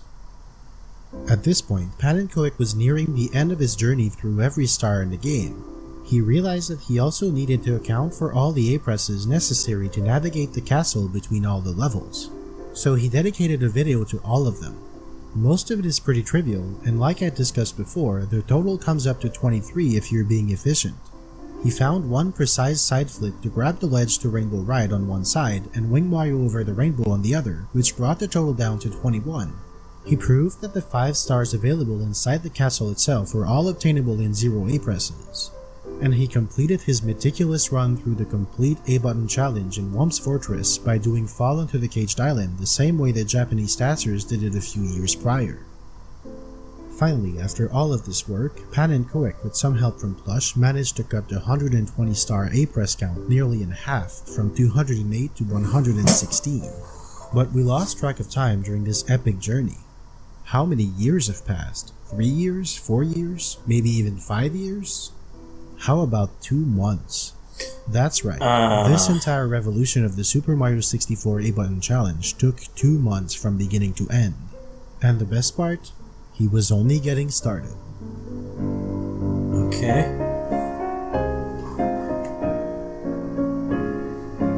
Well...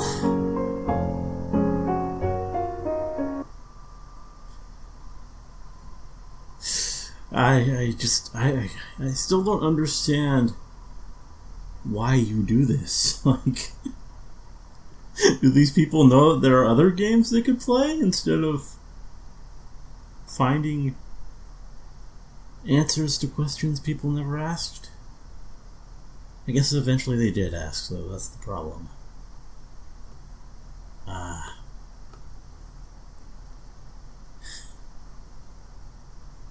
And some of the tricks are interesting. Let me get that straight. Like, I mean, it's cool that we found ways to do some of these things and just sort of break the code of the game.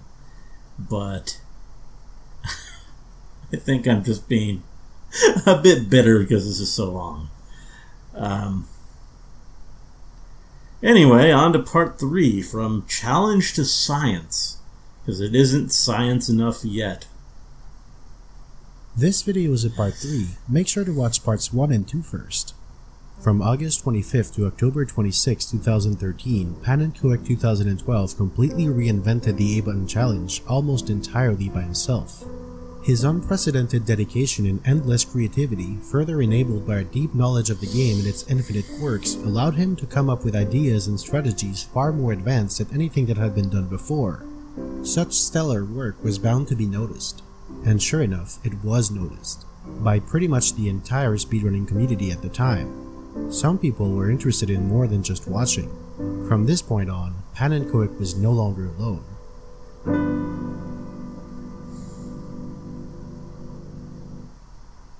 As soon as he completed his pass through every star in the game, Panin moved on to other challenges, such as no buttons allowed and no joystick allowed, where the only easy movement option is punching and jumping to slowly inch forward. The A-button challenge project cooled down a bit since there was little incentive to go back to it unless something new had been discovered. He didn't revisit the challenge until late March 2014 when he found that enemy luring strategies, which had been used to some extent before, had more potential than he had given them credit for. In Hazy Maze Cave, swoopers fly on a perfectly horizontal plane after their initial takeoff. He used that to his advantage by luring a swooper all the way to the slope, which raised it enough that he could bounce on it and reach the sledge to amazing emergency exit, cutting 1 A press in the process. The same could be done for navigating the toxic maze, which is just the other alcove to the right, but that one was a bit more involved. Because there's no mole here, he instead had to align 3 swoopers at 3 increasing heights, all set up by luring them to various slopes so he could reach the higher ledge. This posed a very interesting logistical issue. Pan and Kuik used his buddy, pen and paper, to solve and illustrate the puzzle. Enemy luring could also be applied with booze. While he did use a bookend bounce to reach this red coin before, the other red coin in this room still required an A press. But with clever manipulation, Panan got booze to line up under it and bounced on them to reach the coin. However, because he needed kicks to get a bit of starting height which require A to be held, he was only able to get Big Boo's Hound's red coins from 2 down to 1.5 A presses. But remember, because full game runs round down half A presses, this was still good to lower the total A press count to 113. In the meantime, Pan and Quick also made a brand new glitch discovery, transport cloning.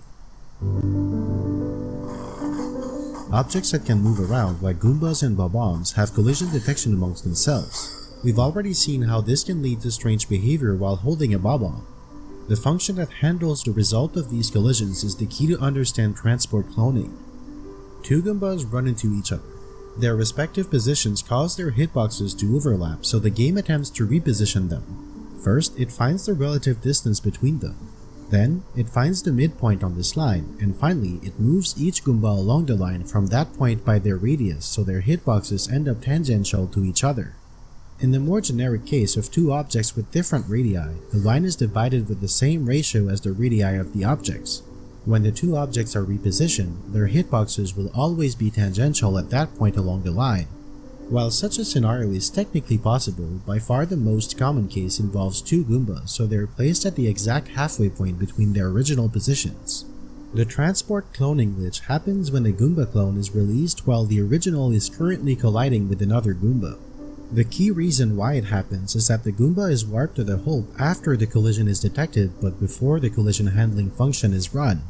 When the function finds the relative distance between them, what should be a small distance ends up being arbitrarily large.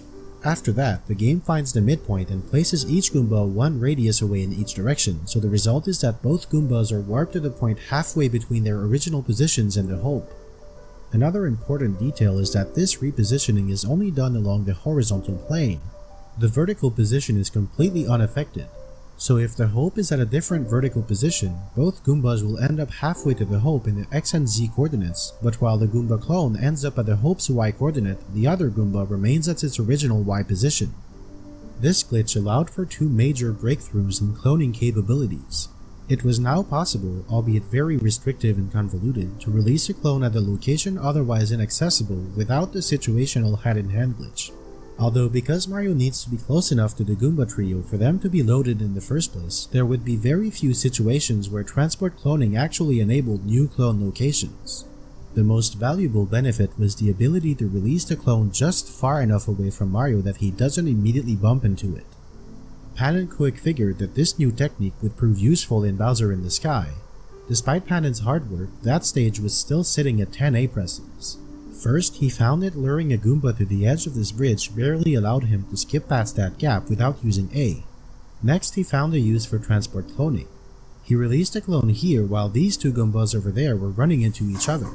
This warped both Goombas halfway to Mario, with the clone partly in the ground because of Mario's lower position. Afterwards, he used the fact that Goomba clones do still have collisions with other Goombas.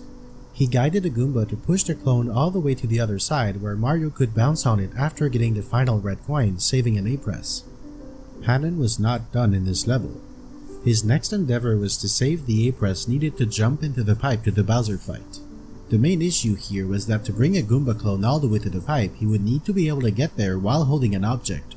The closest Bob-omb to clone with is all the way down there, and because holding an object severely hinders Mario's movement options, that meant Panan needed many more clones to cross small gaps that would otherwise be trivial. So while he only needed a single Goomba clone at the pipe, the many gaps along the way basically acted as one big deconstructed Goomba bridge of length 7. At 127 Goombas, that's way too much to make this a viable strategy. And that's before even considering the fact that without the hand-in-hand glitch and remote release, there was no way he could release all of these clones without interacting with them. It seemed impossible. Until he found something new. You'll never know unless you go. Let's hear Save it. your spot now at pmi.edu. It's your thing. Do what you want to do. As it turns out, on any given frame, Mario can only interact with a single object at a time. If Mario is colliding with more than one Goomba at the same time, whichever comes first in the processing order is the one that is handled, and the other collisions will be ignored. And here's the key part: when a clone's interaction status is broken and it becomes intangible, Mario still technically interacts with it when they collide, even if nothing happens. The processing order of a group of clones is the same as the order they were generated in. So if Mario releases a Goomba clone and bumps into it, he can then come back and release a new clone inside of the first clone's hitbox. Because Mario is touching the first clone, this is the interaction that is being handled. But because that clone is now in a broken state, nothing comes out of this interaction. Although he's also colliding with the second clone, this collision is ignored. So he can come back and bounce on the part of the second clone's hitbox that doesn't overlap with the first clone, and he has successfully released a usable clone without remote release nor transport cloning. There are two caveats. First, this method does require one clone to use as a sacrifice to place another clone.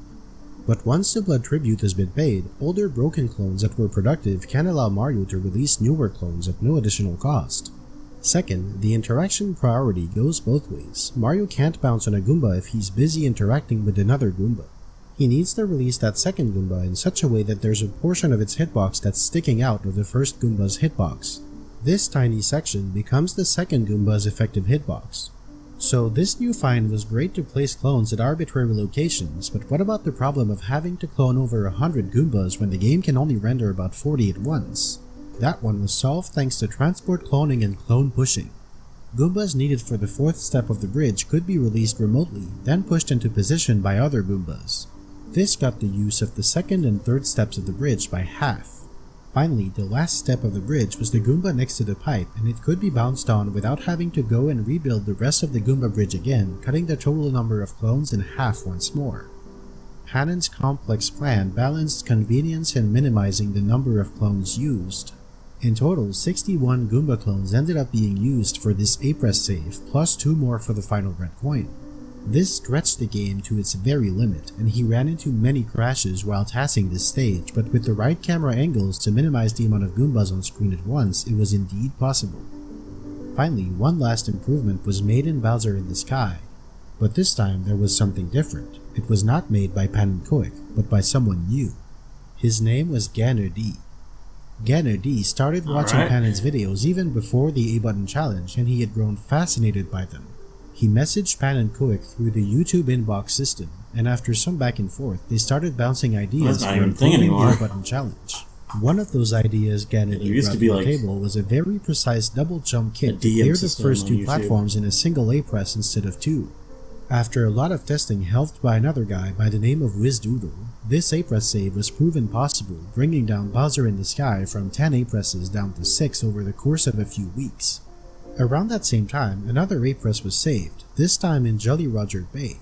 Through the jet stream had always been fairly straightforward. One A-Press to break the metal cap box, and one A-Press to jump into the star with the metal cap.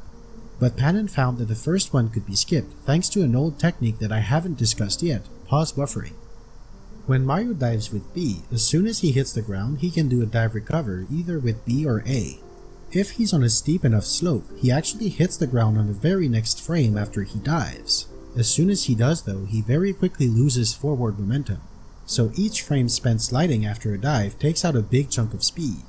In normal circumstances, you could dive with B on one frame and press A to recover on the next, but that's not a particularly alluring strategy here. Because both the dive and the dive recover have to be done with B, there has to be at least one frame where B is released between them, which causes Mario to lose part of his speed. But while the game is paused, the physics engine doesn't advance, yet controller inputs are still being read.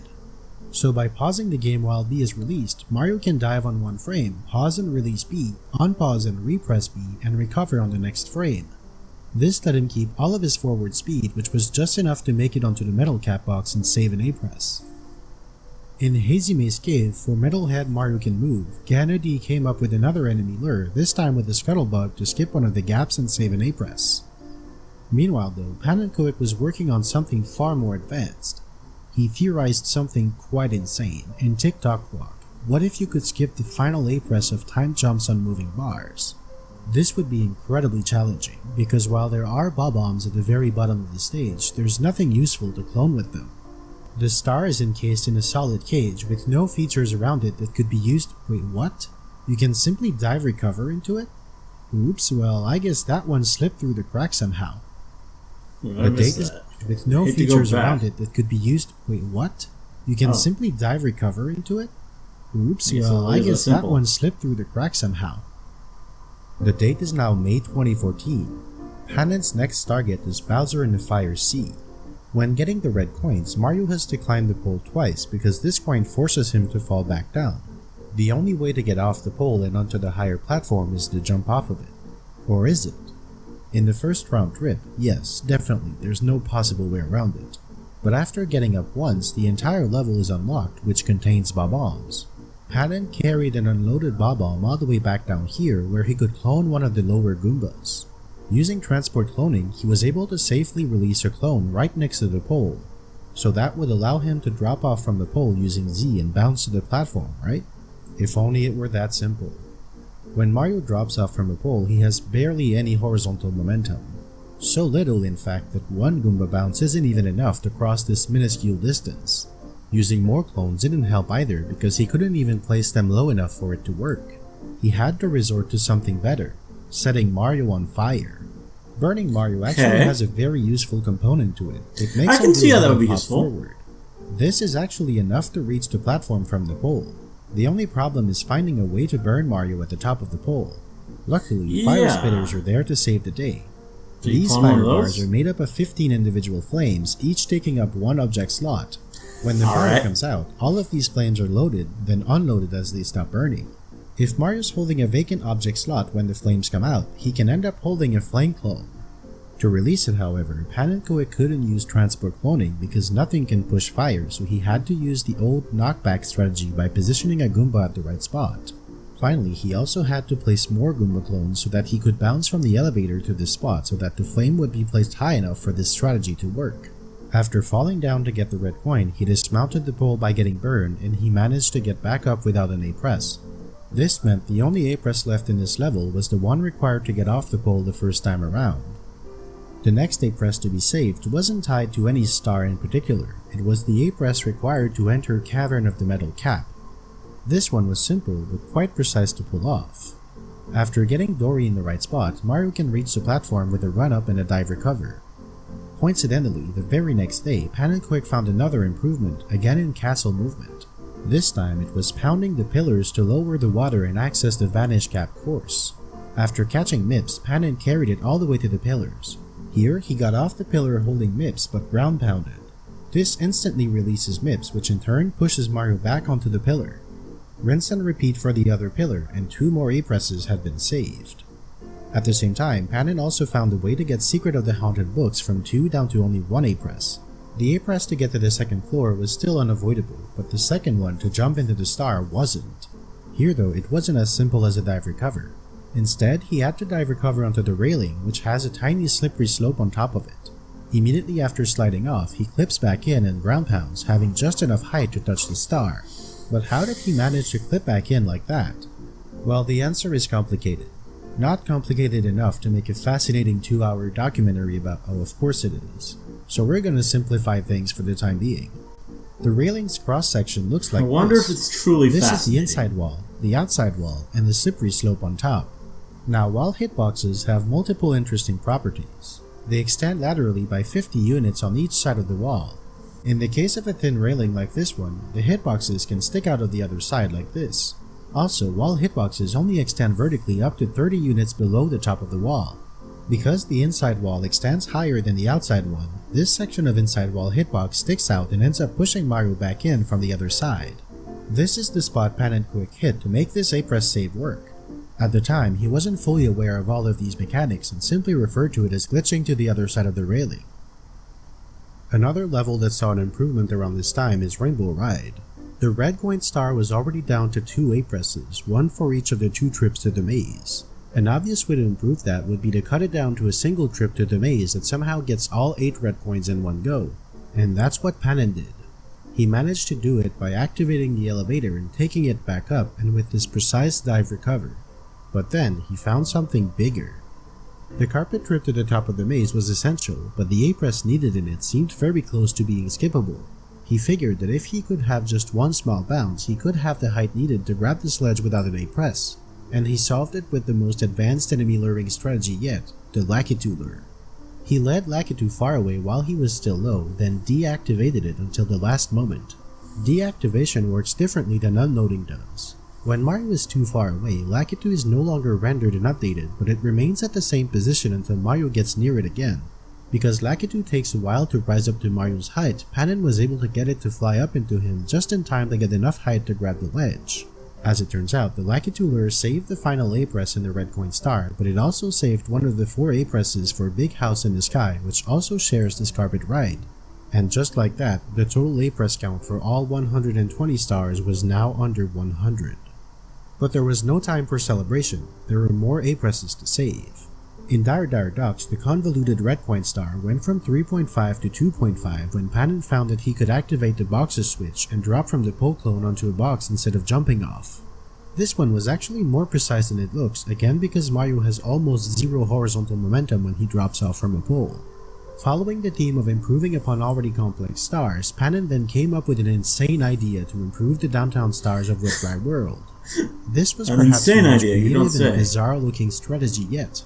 Thanks to its 14-hour water level manipulation epic, the red coin star was already at 0 A-presses, but Quick Race Through Downtown still required 1 A-press to complete. That is until Panin Cook somehow thought of raising the water level so much for so long that it would reach a value too large for the game to handle. The water level is stored as a 16-bit signed integer. In other words, it can only be a whole number from negative 32,000 to positive 32,000. If it goes beyond 32,767, the water level quite literally overflows, so it wraps around to negative 32,000, essentially making the downtown area go from completely filled with water to completely dry instantly. And now the genius part. Because the water level bobs up and down, if the median is right around the overflow limit, the water level can switch back and forth between its maximum and minimum values, overflowing and underflowing every 2 seconds. Now that's a wet dry world. The result looks very weird. Mario swims for a bit, then starts falling, then becomes underwater again over and over. And this double state is exactly what Panin needed to bypass the need for an A-press in Quick Race Through Downtown. Also, although time is very much a secondary concern in this challenge, this solution saved about 3 hours for the red coin star. After this string of improvements, Panin Cook took a bit of a break until mid-June. In the meantime though, he worked on a project dear to him since his very beginning with this game, a video on the 255 coin limit. Over the years, Panin had made dozens of videos about glitches in other Mario science, but this one was special. For the very first time, the whole world could hear his voice. Hey. That wasn't the plan. It was a spontaneous creative decision made after years of care. Hey guys, it's me, Panenkoic 2012, bringing you Dutch pancakes since 2010. This video didn't bring anything new for the A-button challenge specifically, although it did show the lengths he was ready to go to just to get 1 extra coin in TikTok clock. The response from the community was so positive that he decided that from this point on, glitch explanations in other science videos would become commentated. But because A-button challenge videos were mostly demonstrations of his strategy, he felt little incentive to provide additional commentary other than the video description and kept them in the same format as before. When Panin came back to the A-button challenge, he found an A-press save to go to Bowser in the Sky, which always required 2 A-presses to get up the steps. After exiting either Rainbow Ride or Wing Mario Over the Rainbow, it could be done in only one with a slide kick bounce and a dive grind double jump kick up 3 steps at once. How does that skateboard trick sounding move work? If you've played this game before, you've probably encountered this situation. This happens because ground movement and air movement are fundamentally different. On the ground, Mario is pretty much always moving in the direction that he's facing. In the air, Mario's movement is defined by his speed and facing angle as well, but it is also influenced by the direction of the control stick. If Mario is facing slightly away from a ledge but the control stick is held towards a platform, he will move off of it while on the ground and back onto it once he's in the air. This results in Mario oscillating between being on and off the platform. It doesn't look like it here, but Mario is facing ever so slightly away from the platform. When he walks off, he enters a freefall state. In freefall, Mario can dive no matter his speed. He dives, but the joystick is held towards the step, so on the very next frame he moves back onto the step. But now, because he's facing away, he slides back off the platform and into freefall again. Each time Mario dives, it adds a flat 15 to his speed up to a maximum of 48, which is 50% more than running speed. So with 4 consecutive dives, he gets his speed up to 48. Then he enters freefall for a frame and lands again. When Mario lands from a freefall, he can immediately double jump. Because the vertical speed of a jump is influenced by the horizontal speed, and because a double jump has a higher vertical speed than a single jump, a 48 speed double jump kick gives him just enough height and distance to make it all the way up the stairs in a single A-press. Next, Pan and Quick looked at the 100 coin star in Hazy Maze Cave. It took 1 A-press to ground pound the switch for blue coins, but with clever swooper bounces, he could reach 100 different coins with only that 1 A-press. That is until he found a way to ground pound the switch without having to jump. How could he do that? Again, the answer was swoopers. However, using swoopers to ground pound the blue switch meant that he no longer could use them to reach the navigating the toxic maze alcove. Because of that, he missed out on too many coins to get 100 without an A-press. But thankfully, he could still combine it with the red coin star and get both of them for 1 A-press total instead of 1 for each. Next up was Chip Off Womp's block. If you remember, this star was left at 1 A-press last time because Pan and Quick couldn't find a way to get Mario to the star without jumping. Well, if he couldn't bring Mario to the star, why not bring the star to Mario? That's right, he could do it via cloning. Now it's easy to say just clone the star, but it's actually not that simple. Up until this point, the only way Pan managed to clone a star was by carrying objects through loading zones, but Dire Dire Ducks and Wet Dry World are the only 2 levels in the game that have a loading zone.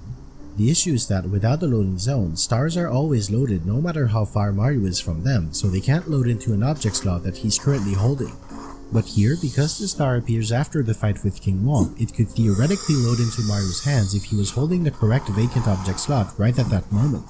As far as holding a vacant object slot goes, Pan knew it was possible to get a hold of an unloaded cork box by bringing it all the way up to the top and having King Womp break the box while grabbing it at the right time.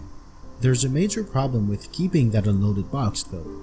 To end the fight, Mario needs to ground pound King Womp, which is incompatible with holding an object. It was time for new technology to step in. This strategy was actually months in the making. Back in 2013, Pan and Quick had discovered hands-free holding, a state in which Mario is no longer in the action of holding an object, but he still has a held object with him. It can be triggered by a few specific actions like diving into a downward slope or bonking into a ceiling. This is a volatile state with many restrictions. In short, Mario's trying to get rid of the object, so he has to be kept constantly busy to keep him from dropping it. This is usually done by jumping repeatedly, but that's not an option here. I'll leave figuring out why as an exercise for the viewer. Instead, Pan had to get creative. First, he triggers the hands-free holding glitch by bonking into the bottom of King Womp, which at this moment acts as a ceiling. Then he punches repeatedly to avoid dropping the unloaded box until he's in the right position to ground pound King Womp while holding a specific vacant slot which the star loads into. And this finally brought down Chip Off Womp's block to 0 A-presses. Around the same time, Pan and Quick also posted a video about trying to clone blue coins. While he tried very hard to make it happen, he just couldn't get it to work. It doesn't really work. I just get stuck in some sort of limbo world. This goes to show that even though so many breakthroughs were made in that era, a lot of the research still ended up in a dead end with nothing useful gained. Also, Pan started posting some lower effort videos for testing ideas and documenting strategies over on a secondary channel, aptly named Pan Chaos 2012. I'm sure that's not gonna be confusing. July 2014. It had been a good 2 weeks since Womp's Fortress, so it was time for more breakthroughs. The ascent up the rotating red coin platforms in Tic-Tac Clock, which was done in 0 A-presses before, was now found to be possible in 0 A-presses. But this time, while holding an unloaded Bob-omb. Pan and Quick found that by entering the clock on the random setting and by manipulating the RNG, he was able to get all the way up these platforms safely while holding an unloaded object. This let him clone a Bob-omb up here. The old strategy for roll into the cage was a side flip wall kick from down here to get up in 2 A-presses. But with a Bob-omb and a single A-press, Pan was able to use the bloated Bob-omb glitch to get up the cogs without using A again, The strategy involves hands-free holding, triggered here by being pushed off the platform while belly sliding and holding the bomb, and a lot of ground pounding, which during its animation temporarily disables collision checks with floors and most of its checks against walls. This is usually fine when Mario isn't being pushed around during the ground pound, but here it allows him to clip inside the cogs and pop up on top of them when the ground pound animation is over. This route involves some seriously crazy movement because Mario can't hold on to the bloated Bob-omb for more than a few frames at once. Thanks to the Bob-omb having 4 different bloated sizes, he could grab it at slightly different intervals and have it be smaller if he wanted to position Mario, and larger if he wanted a stronger push to cross large gaps. This allowed him to get all the way to the star and save an A-press, but he still needed one more to jump into the star itself. Or did he? 5 days after posting this video, it was already outdated. It turns out that the Bob-omb can still be useful even here. In its most bloated state, it displaces Mario by so much that it's possible to clip outside of the cage and with a ground pound onto this ramp. From there, he was able to clip back in but high enough to grab the star without jumping into it. But this new find was bigger than that. Reaching this ramp had only been done in 2 A-presses before. Therefore, this new Bob-omb strategy saved an A-press in 3 more TikTok clock stars. T-Mobile's 5G network connects 100,000 Delta employees, so they can make every customer feel like they've arrived. The next new technical development was for Metalhead Mario Can Move. 3 months prior, a scuttlebug had been used to save an A-press and bring it down to 2. Well, it was time for that little bug to put in more work and take out the rest of the A-presses. The first step was to make the scuttlebug jump out of the pit, but then Mario goes back out. As Mario leaves the room, the scuttlebug is deactivated but not unloaded. Again, this means that it remains where it is, but it's no longer being updated or drawn. When Mario goes near it again, it will reappear in exactly the same spot. This will be useful later. The main development that made this improvement possible was found by Plush. It's similar to Shell Hyperspeed. When pressing C up while facing slightly downwards on a steep slope, Mario's trying to come to a stop, but the downward slope accelerates him straight ahead instead.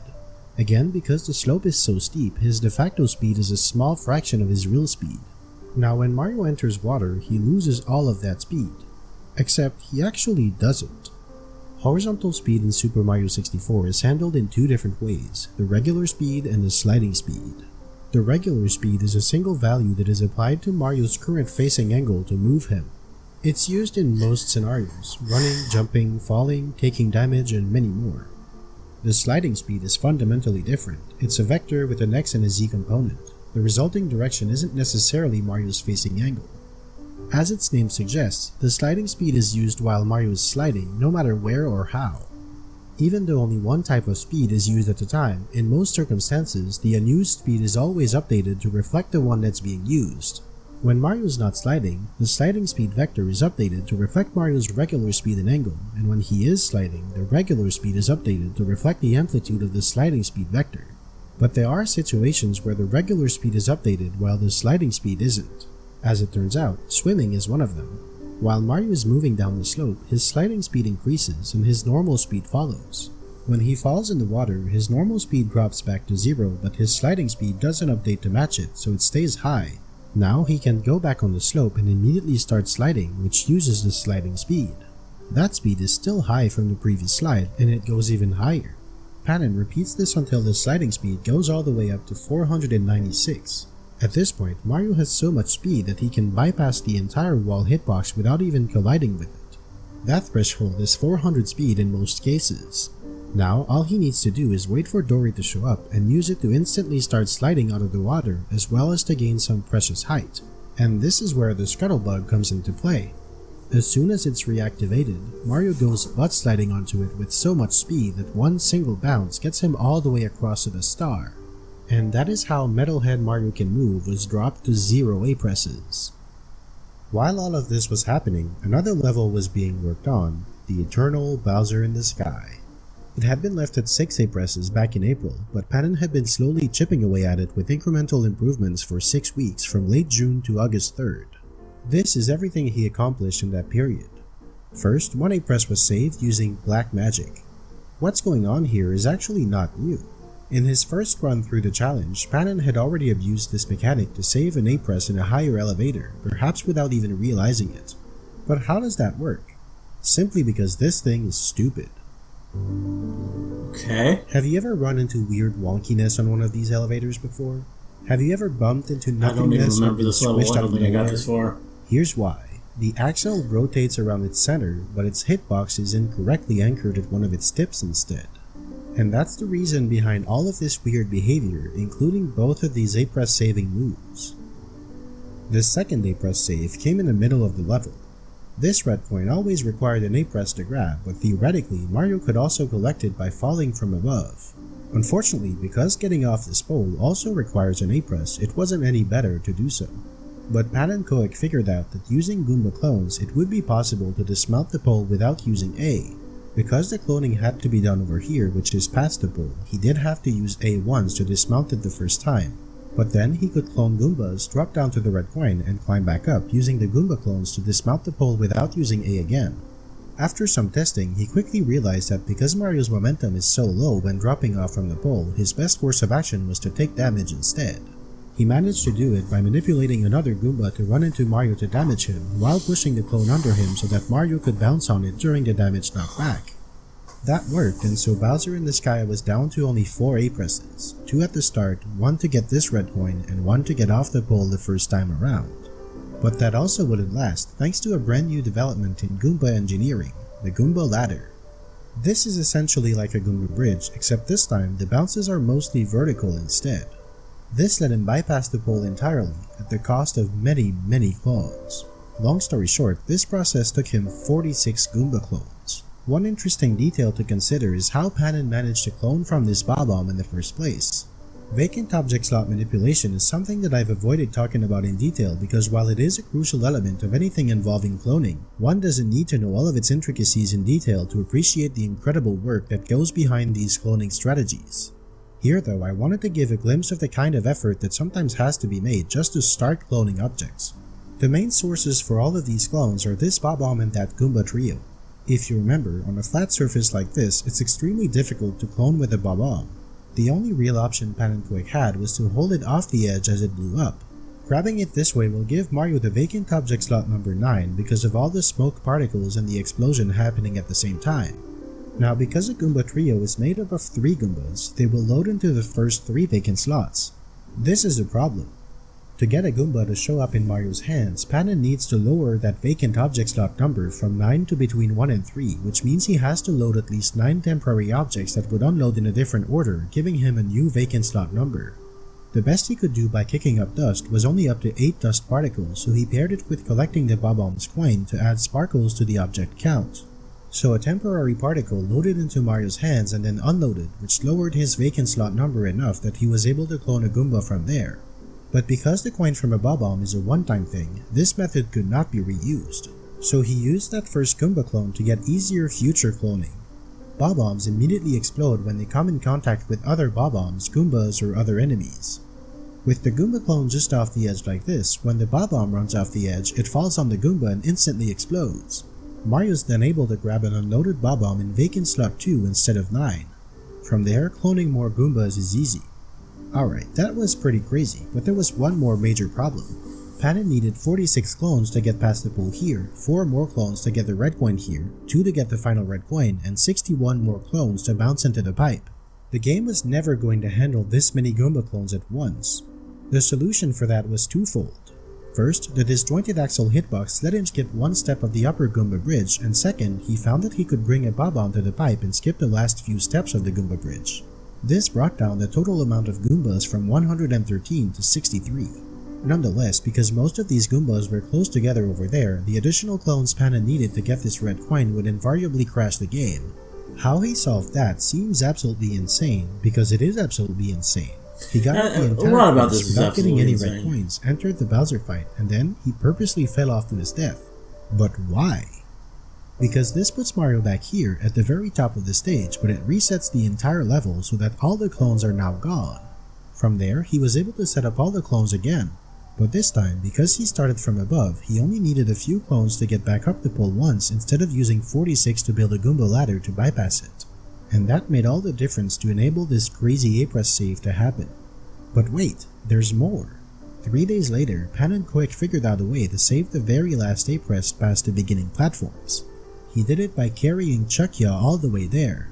In short, the two main challenges were getting past this gap and getting from holding Chuckya here to having it throw Mario into the coin without killing it in the process.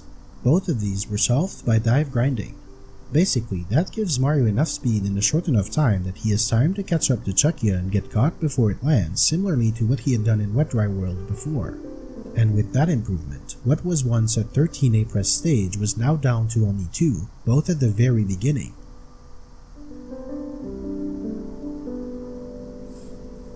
After this crazy adventure, Pan and Koich's ideas dried up a bit. College had started again and he stepped away from the A-button challenge for a while. But in the meantime, someone posted a very bold claim on the Castle Movement A-Presses video. I figured out how to go to Hazy Maze Cave without pressing the A button once. Naturally, Panin was skeptical. What are the chances that some random YouTube commenter had genuinely found a way to improve upon one of the most basic A-presses in the entire challenge? After all, he'd been getting dozens of these empty claims for well over a year now. Well, obviously, if I'm talking about it, you already know the answer. And Pan and Koich would soon find out as well. The probability is 0. Because this is no random YouTube commenter. This is Tyler Keeney, the great mind behind the discovery of parallel universes. Oh no. That sounds familiar. Okay. Let's continue. We got one more of these that was requested. Parts 1 through 4. Here we go. Part 4. Make sure Tyler to watch the Keeney is previous a parts genius. first. September 2014. The A-button challenge was starting to settle down. At 82 A-presses, Pan and Koich and friends were in a bit of a dead end. No one had any leads on what could be improved. No one except Tyler Keeney. Showing up out of the blue one day, he annihilated every expectation and took the A-button challenge to the next level.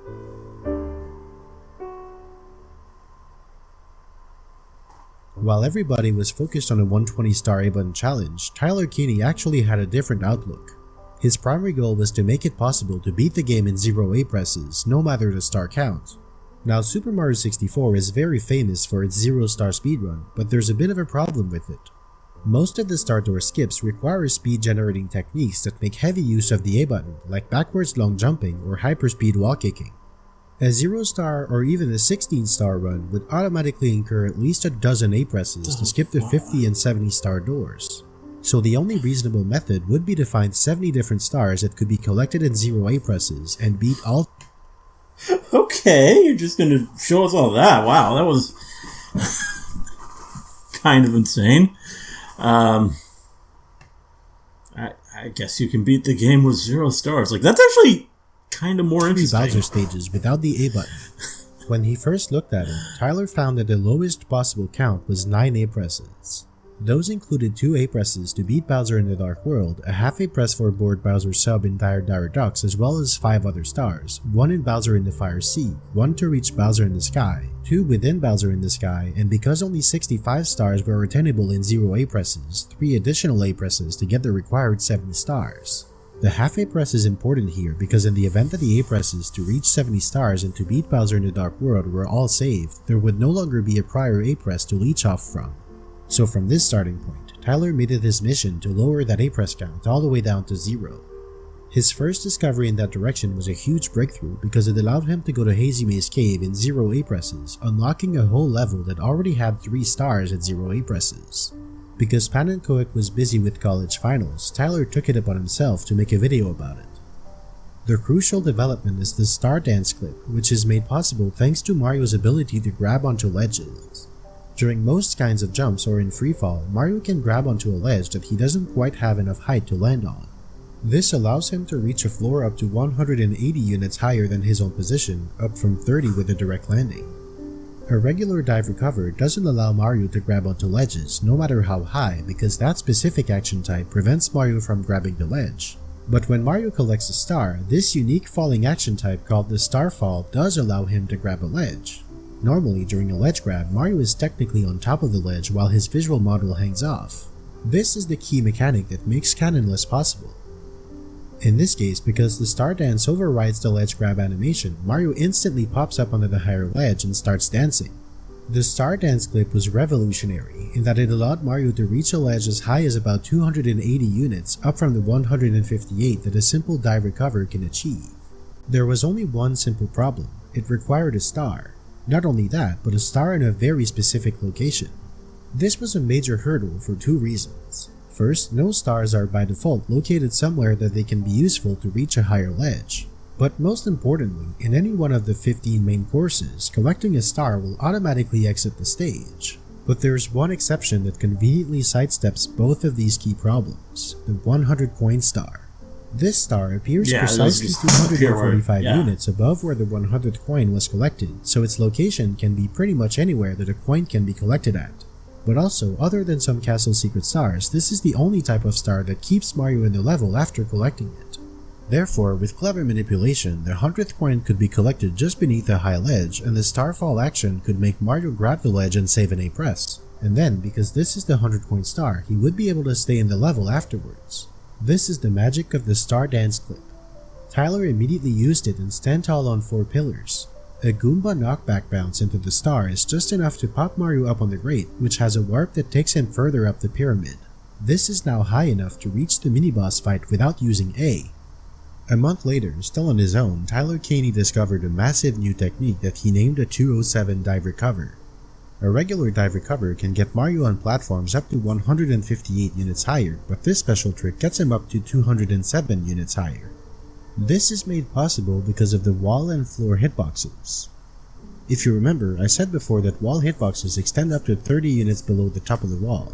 Quick side note, if you need a refresher on earlier notions that I'm building onto, look out for a timestamp in the lower right corner of the screen.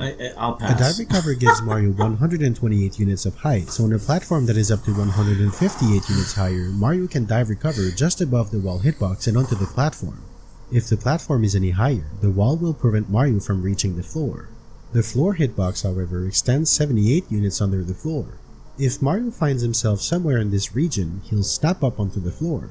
Theoretically, Mario could dive recover into the bottom of this region and snap up to the floor, gaining up to but not including 207 units of height. In practice though, a platform is almost always surrounded by walls that prevent Mario from reaching this zone. But what if that wasn't always the case? This is the key discovery behind this new technique: misalignments. Super Mario 64 tracks Mario's position using 32-bit floating point numbers. So Mario's position on each axis can be virtually anything, including 8 million numbers just between 1 and 2 alone. The game physics calculation that checks the height of the floor Mario is on or above has a built-in shortcut. Instead of using the 32-bit floating point number for Mario's position, the programmers decided to convert it into a 16-bit integer. This lost some precision, sure, because any fraction would be rounded down to a whole number, but because 1 unit is such a small distance, a fraction of a unit would be completely insignificant. Well, it turns out that it's not that insignificant when the wall collision check does not make the same shortcut. This leads to a very specific, literal edge case scenario where Mario can be on the floor but beyond its bounding walls at the same time. This 1x1 unit square is beyond each of the wall hitboxes, but if Mario ends up here, his position will be rounded down for floor calculation, putting him on the floor. So for all practical purposes, in the direction away from the origin, floors extend 1 unit further than their associated walls, leaving a tiny exposed square at the outside corners. This means that any platform which has a corner pointing away from the origin in both axes has a 1x1 misalignment that can be used to bypass the wall hitbox and snap up onto the floor from 78 units below it instead of the usual 30. It seems rather small, but there actually are numerous instances where that makes all the difference. First, these platforms in Bowser in the Sky, where Tyler discovered the trick in the first place. As it turns out, all of these gaps that were just out of reach with a regular dive recover were now reachable using misalignments. All of them except the last one, unfortunately. But he was undeterred. He was determined to make Bowser in the Sky fully completable in 0 A presses. Despite his already impressive track record of 2 major discoveries in a month, nothing would truly showcase Tyler Caney's creativity and mastery of the game like the Chuckya drop. Okay. Isn't it absolutely How do you get that to you happen? can walk into a store, hand someone a piece of plastic, and they will... From all the way down here, Mario is just on the edge of Chuckya's activation radius. When Czechia is deactivated, it stops moving and isn't being rendered, but it is still loaded. But there's one crucial function that still works, turning towards Mario. Czechia has two main behavior modes, chasing and turning. In chase mode, it charges forwards until Mario is behind it. This is what the white line demarcates. Then, it stops for about a second and a half and goes into turning mode. In turning mode, it turns until Mario is in the yellow cone, then starts chasing again. If Mario quickly goes from behind to in front of Czechia, he can already be in the yellow cone when Czechia starts turning. In that case, it turns by about 5.5 degrees or until it faces Mario directly before it starts chasing. This is important because of the geometry of the platform Czechia is on. Czechia has a built-in mechanism that prevents it from running off a ledge. If its next intended position is more than 50 units above the floor, that means it's about to fall off, so it will stop on the edge of the platform. This check is only made if Czechia is currently on the ground. If it's already airborne, this no longer matters. But how can Czechia be airborne if it can't fall off in the first place? Because of slopes. Czechia has a constant gravity of 4 units per frame squared, the same as Mario. On any given frame, if after falling down by 4 units, Czechia is on or just below a floor, then it's popped back up on the ground. So if Czechia moves onto a floor that is between 4 and 50 units lower than its current height, it will become airborne, and once it's airborne, the 50 unit limit no longer applies, so it can now fall off from much higher. There's one last potential hurdle.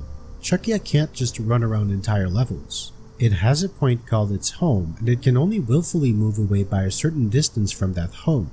But thankfully, the distance is strictly horizontal, and by a stroke of pure luck, it happens to be just big enough to allow this strategy to work. Every piece of the puzzle can now fall into place. Mario performs a complex mating dance down at the bottom, on the edge of Czechia's activation radius. He makes Czechia turn to face him here, then moves back behind it to activate the stopping period. In that time, he quickly goes back within the yellow cone to have Czechia turn just a little more counterclockwise. He repeats this until Czechia faces in this direction as much as possible. Then he activates Czechia by entering the radius and makes it run up against the edge and onto the sloped ground here. At this point, he can only activate Czechia with dive recovers and ground pounds. Once Czechia runs onto the slope, it becomes airborne and can now fall off, but it's headed in the wrong direction. So Mario falls back out of the activation radius, freezing Czechia in midair. Then he moves back behind it to make it turn towards him and reactivates it so it now falls down towards him. Again, he moves back behind it to make it stop before it falls off the course altogether.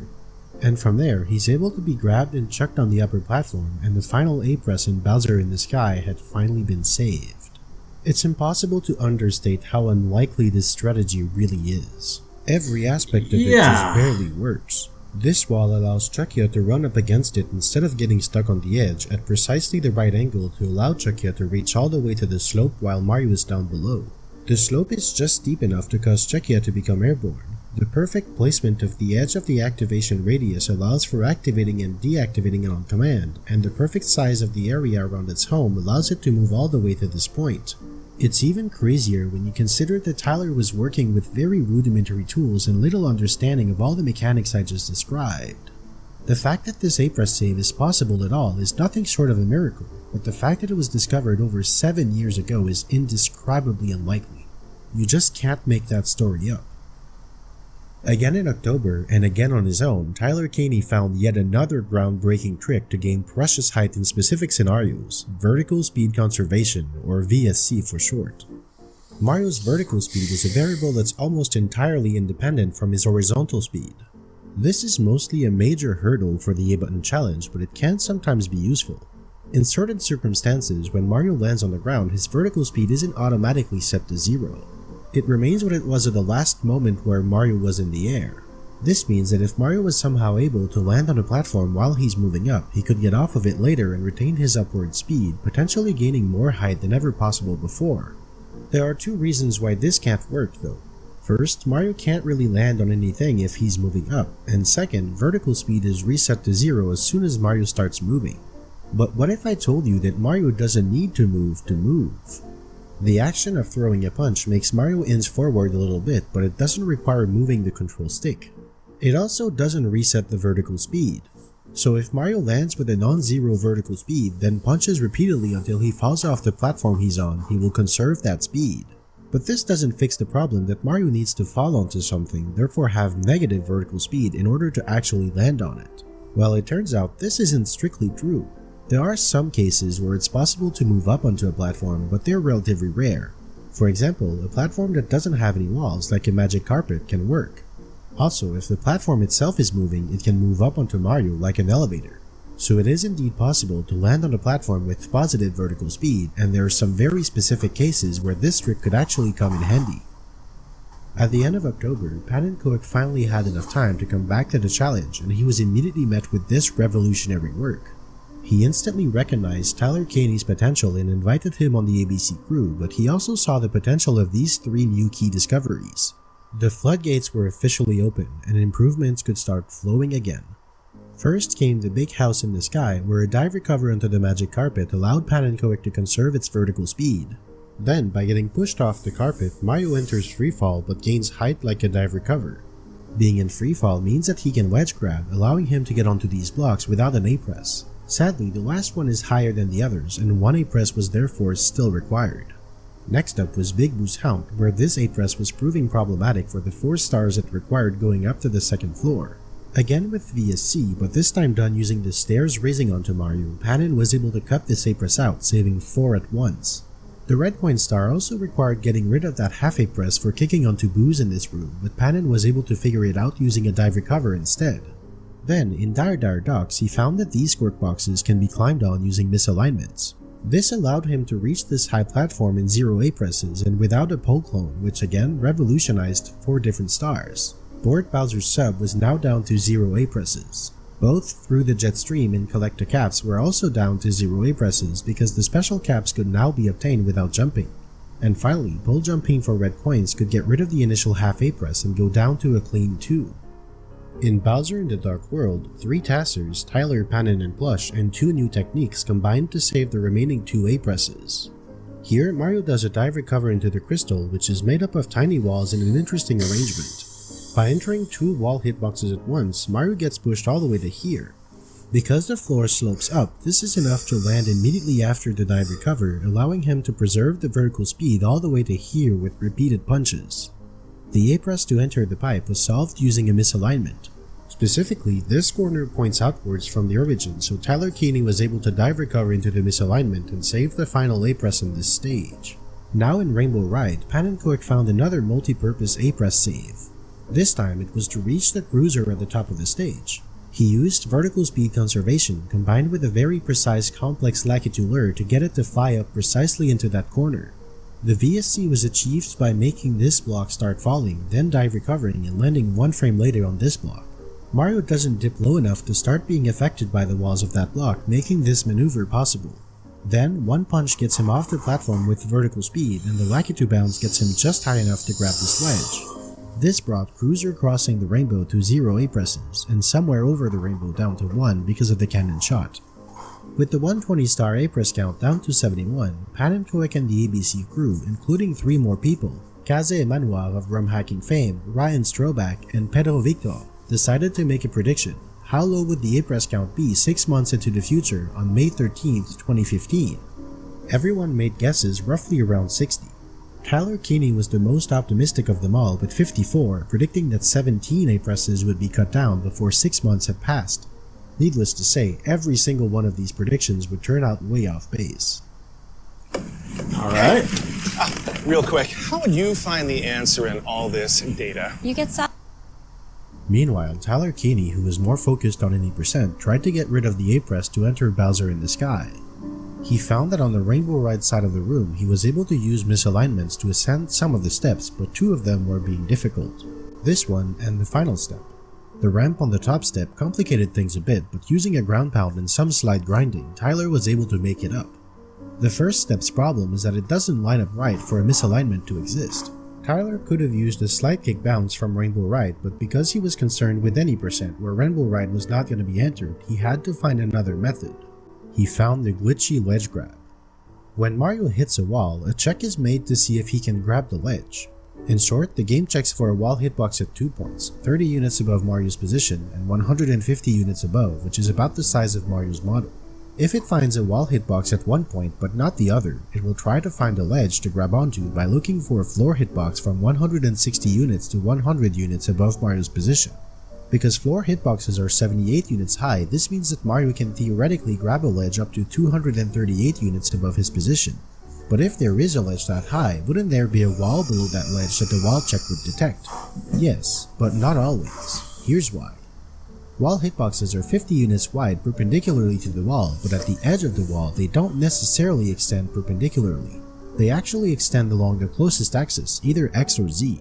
So if a wall isn't aligned exactly along one of the axes, its hitbox will have a slanted shape along its edges. In this corner, both walls extend along the X-axis, creating this shape. When Mario is in this zone, he's in the low wall hitbox but not the high one. So the game detects a wall 30 units above Mario but not 150 above him. Therefore, the floor check is triggered. Now, because Mario is colliding with the low wall, the game uses the line perpendicular to that wall to check for a floor. Because of the lower wall's orientation, the perpendicular line is angled towards the higher floor, so the floor check finds that one and Mario grabs the higher ledge. If the wall is extended perpendicularly instead of along the closest axis, this would not have been possible. Also, there was finally only a single A press absolutely required to beat the game, to jump off the pole in Bowser in the Fire Sea. In these frantic 2 weeks, vertical speed conservation had proven to be a key asset to gain height by preserving positive vertical momentum. But what about negative vertical momentum? Well, yes, negative vertical speed can be preserved, but obviously, in a challenge where height is precious, falling even faster than usual is crazy to even consider. But the closest thing to crazy is genius. Plush figured out that for Express Elevator Hurry Up, he could conserve negative vertical speed to fall down faster after activating the elevator, making it possible to reach the platform using only B-swimming and cutting the half A press that was left in the star. Plush was a relatively rare contributor, but this time he came up with another A-press save in the same month in Jolly Roger Bay. Through the Jetstream's A-press, the jump into the star could be skipped by positioning Mario in the center of the Jetstream so that it would push Mario up into the star once the metal cap expired. This seems obvious in hindsight, but it's actually extremely precise to the point where it had been tried before and discarded.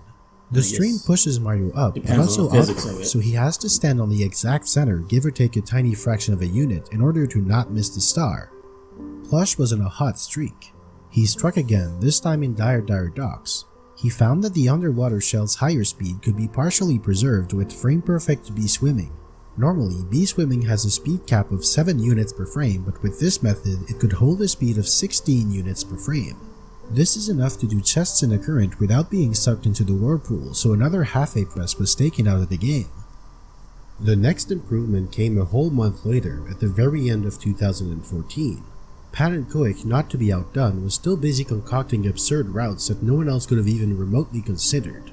And this time, it was one of his best. Swingin' in the breeze in 0 A presses down from 1. The key new glitch in this route was hands-free teleport.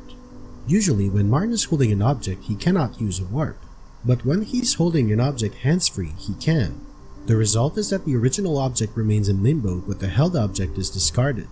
This means the original object cannot be retrieved from limbo and is stuck there forever. But of course, there's one exception: Bob-ombs. After a hands-free teleport with a Bob-omb, Mario will no longer be holding anything, which gives him back his wide range of actions, but he'll still have the original Bob-omb hovering in front of him at all times, invisible but still tangible. He can recover that Bob-omb by grabbing it straight out of limbo. Now, what happens if that Bob-omb is also in a bloated state? Well, because it's larger than usual, it pushes Mario backwards, again by a varying amount depending on the exact frame it was grabbed on. And this is the reason behind the behavior that Pat and Koic exploits in this star. Let's go through the route. First, he goes up to the cruiser using VSC and the Lucky 2 bounce like in the other stars. Once there, he grabs a bloated Bob-omb hands-free by being pushed off the edge as he grabs it. Then, he carefully navigates to the top of the red coin maze while preserving the hands-free state. In order to reach the warp while hands-free holding a bloated Bob-omb, he needs it to be bloated enough to give him a large push. But after taking the warp, the large push becomes a little cumbersome, so he regrabs the Bob-omb and uses this thin ledge to get hands-free holding again, but this time with a smaller bloated Bob-omb. Back onto the maze, he now has a Bob-omb that gives him a slight backwards push. He makes his way to here where he lures the fly guy up and bounces onto it to twirl over to this platform. Then he pushes the Goomba up the slope using the hitbox of the invisible bloated Bob-omb in front of him. But because the Bob-omb pushes Mario backwards, he can't get enough forward momentum to climb the slippery slope. But that's no problem for Panenkoek because this is what he does instead.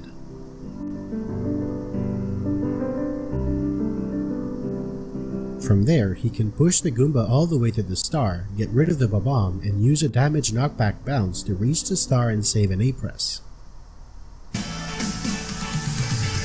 Okay. Raid puts 65 years of insect science in your hands. Raid, protection for everyone. The year was now 2015. Panenkoek went back to pole jumping for red coins. The new misalignment allowed him to reach the cap box and using the surrounding walls perform the hat-in-hand glitch. This in turn allowed him to release a pole clone remotely by setting the Hope in another level beforehand, namely Womp's Fortress. With the preset Hope, he was able to release a pole clone here in between these two poles and use it to navigate to and back from the red coin. Pole clones are an exception to the one interaction rule. Mario can actually reuse them as many times as he wants because the interaction with the pole does absolutely nothing to the pole's interaction status as opposed to enemies or coins. This let him save an A-press but reintroduced the half A-press entering the level, bringing the star down from 2 to 1.5 A-presses and saving 1 A-press overall. Shortly after, he also revisited Big House in the Sky, which was left at 1 A-press for this blue box, too high for VSC and not oriented properly for a misalignment. Of course, that doesn't mean it was impervious to Pan and Magic. He figured out that an exploding Bob-omb could push Mario through the wall, and because the carpet would be inside, he would have ground to stand on while inside the box. And because there are no inside walls, he could get pushed back out easily on the other side. But he was facing a pretty peculiar problem. In short, he wanted to bring a Bob-omb to this place while also having the carpet be active. This makes things a little complicated because the carpet ride involves uses of VSC and those involve a dive recover, but diving with the Bob-omb in limbo automatically causes Mario to grab the Bob-omb instead. This meant he needed to somehow bring a Bob-omb here but also be able to perform VSC on the box immediately before. Also, because cloning Bob-ombs involve reaching the cruiser, he had to use Lakitu to get there, which prevents the other Lakitu bounce that's used in this route. So now he had to figure out a way to use 2 different Bob-ombs to clip inside those 2 different boxes on the same carpet ride. The solution he came up with was quite involved. First, he went up to the cruiser and cloned a Bob-omb which he dropped to break the cork box below. This simply frees up the space for later. Then he cloned another Bob-omb which he released in such a way that it would eventually fall down to the platform below, but only after a bit of walking around. Finally, he grabbed a third Bob-omb, bloated this time, and carried it hands-free to the warp. Meanwhile, the walking Bob-omb deactivates until Mario comes back. Now, something interesting happens with Bob-ombs after a hands-free teleport. When Mario does a hands-free teleport, the Bob-omb actually doesn't follow him.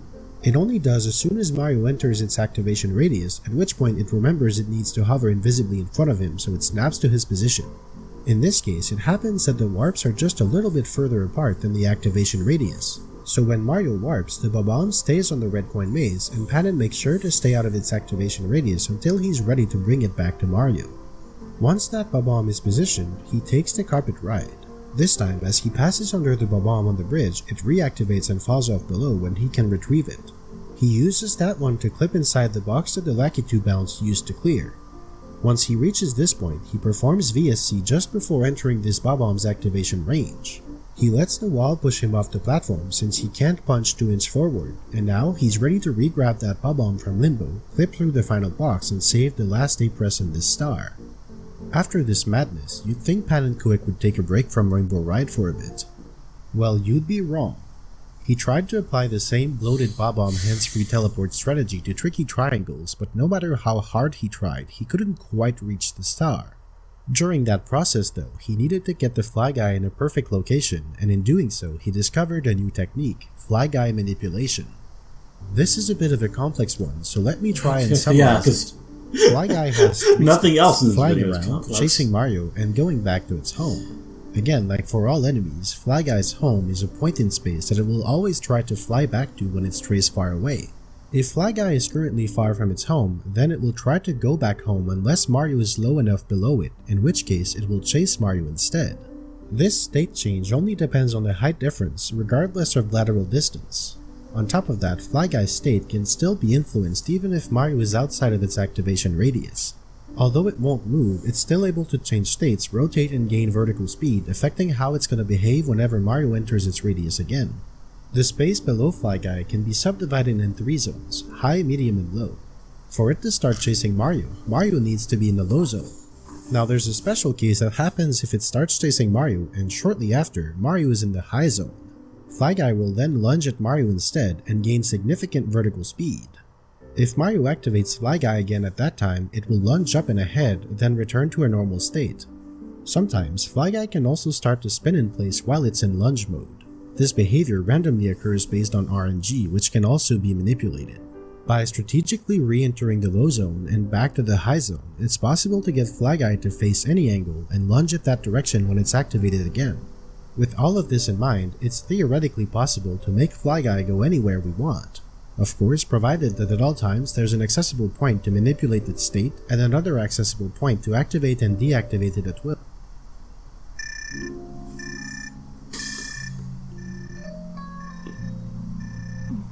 Which can also be manipulated.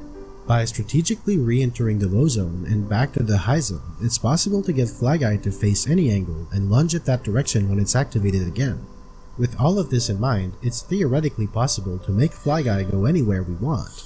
Of course, provided that at all times there's an accessible point to manipulate its state and another accessible point to activate and deactivate it at will. In short, Fly Guy manipulation is possible, but it requires an amount of planning and effort only matched thus far by a handful of the most ludicrous strategies. So with this new tool in hand, Pan&Koek was able to use a better way to reach the tricky triangle star. He got the Fly Guy to lunge all the way to this platform where he could bounce on it and whirl directly to the star, saving an A-press. But now there was an interesting question. Would it be possible to get Fly Guys so far and so high up that it could be used to go from their cruiser to the platform where the somewhere over the rainbow star is? Was it even possible to reach the platform with a single twirl? Tyler Caney and Pan&Koek set off to answer that question. It took 3 weeks of planning and testing and tasking, but they did it. The resulting route is too complicated to break down step by step. The learning itself is a masterpiece. Well, that's saying Check something. out the notes for a link to a video showing how it was done. Given the rudimentary tools they had at their disposition, This is the one where he doesn't even try to understand how explain. astronomical the task to get Fly Guy across and up the entire level was, while also juggling Lakitu for that bounce to reach the cruiser. And now, after all of this work, they had Fly Guy at the very top of the cruiser's mast. It was time for the final tour de force.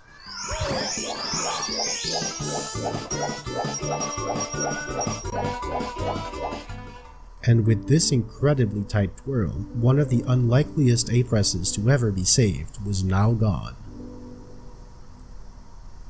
But Fly Guy manipulation wasn't limited to only Rainbow Ride.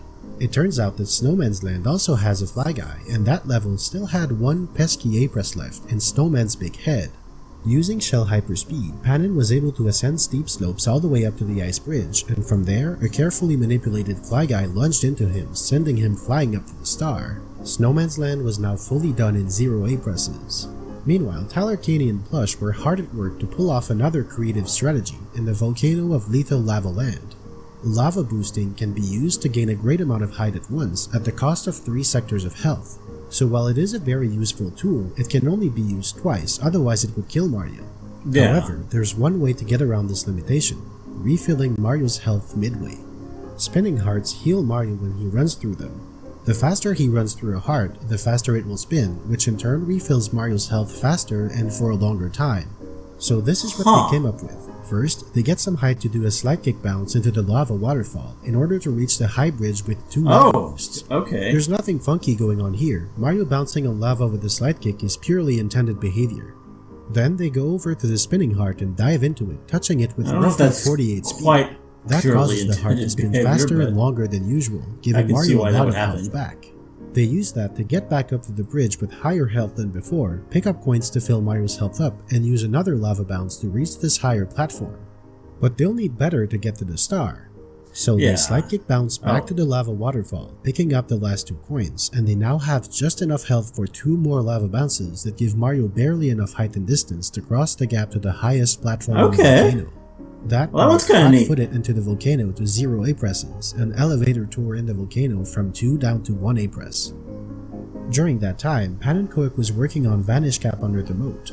While the other special cap switches had features allowing to get on top of them without jumping, the blue switch was problematic because there was nothing to work with. On top of that, even new discoveries didn't seem to help. There was no star to work with, no nearby ledge to use VSC, and while the switch did have a misalignment, it was 247 units above the ground, too high for a 207 unit misalignment dive recover. But Panin still wanted to test it, and in doing that, he found that the base of the switch also has a misalignment at the same spot. So by diving into that misalignment, he could get up 72 units, then dive recover and ascend the remaining 175 units using the second misalignment. All special cap courses were now done in 0 A-presses, including the A-presses needed to reach them. March 2015. The A-press count is already down to 57, with 2 months to go until the predictions deadline. At this rate, it still looks like Tyler Keeney might get close with his guess of 54, and that's when things took a wild turn. Tyler was looking for a way to reach the Piranha Plants platform from the Tiny Island painting. You see, the problem with Tiny Huge Island is that entering the huge painting takes an A-press, and entering the tiny painting leaves you stranded in the starting area. Figuring out a way to get out of there would indirectly save an A-press in the castle even if the star itself was already possible in 0 A-presses. He found a way to get across both gaps using tiny Goombas. First, this one to bounce onto the middle platform, and then that one can fall off from above and a precise dive recover could hit it and bounce Mario to the Piranha Plants. From there, the pipe could be entered using a misalignment on its outer corner and the rest of the star was trivial. Pan and Koic got to work and after 4 hours of Goomba manipulation, he managed to pull it off. One of the castle A-presses had been saved. But the story doesn't end here. As it turns out, from this platform, the rest of the island is painfully close to be fully accessible. There's only this gap separating Mario from saving the A-press on every single Tiny Huge Island stage entry, which would be massive. Unfortunately, no misalignments can be exploited, and VSC can't be used because the level geometry doesn't allow for it. There was one trick left in the bag of new discoveries, the Star Dance clip. Theoretically, it would be possible to get up if a star was positioned perfectly in that gap, but how would you get a 100-coin star here of all places with only access to a tiny fraction of the island? You can't, of course. Unless you're Pan and Koic and Tyler Keeney. Back in 2010, Panin had already figured out we're going to do the coin coins glitch, in Tiny Huge Island, and that method involves the Piranha Plants. If they're hit on the last possible frame as they shrink back into the ground, Piranha Plants can give coins again. This process can be repeated infinitely many times. However, once he did get to 99 coins, Panin still needed a way to get his 100th coin precisely in that corner. Thankfully, when the plant dies, the coins spring out in a direction and speed fully determined by the RNG value. By manipulating that to be exactly what he wanted, Panin could get the coin to fly out directly to that corner. But this was extremely precise. As it turns out, of the 65,000 possible RNG values, only 17 of them could provide sufficient speed and the correct angle to make this possible. On top of that, to milk all the extra distance he possibly could, Panin also abused object tangibility mechanics. Objects like cork boxes, elevator platforms, rotating platforms, seesaws, and many others are only tangible if Mario is close enough to them. That distance is surprisingly short.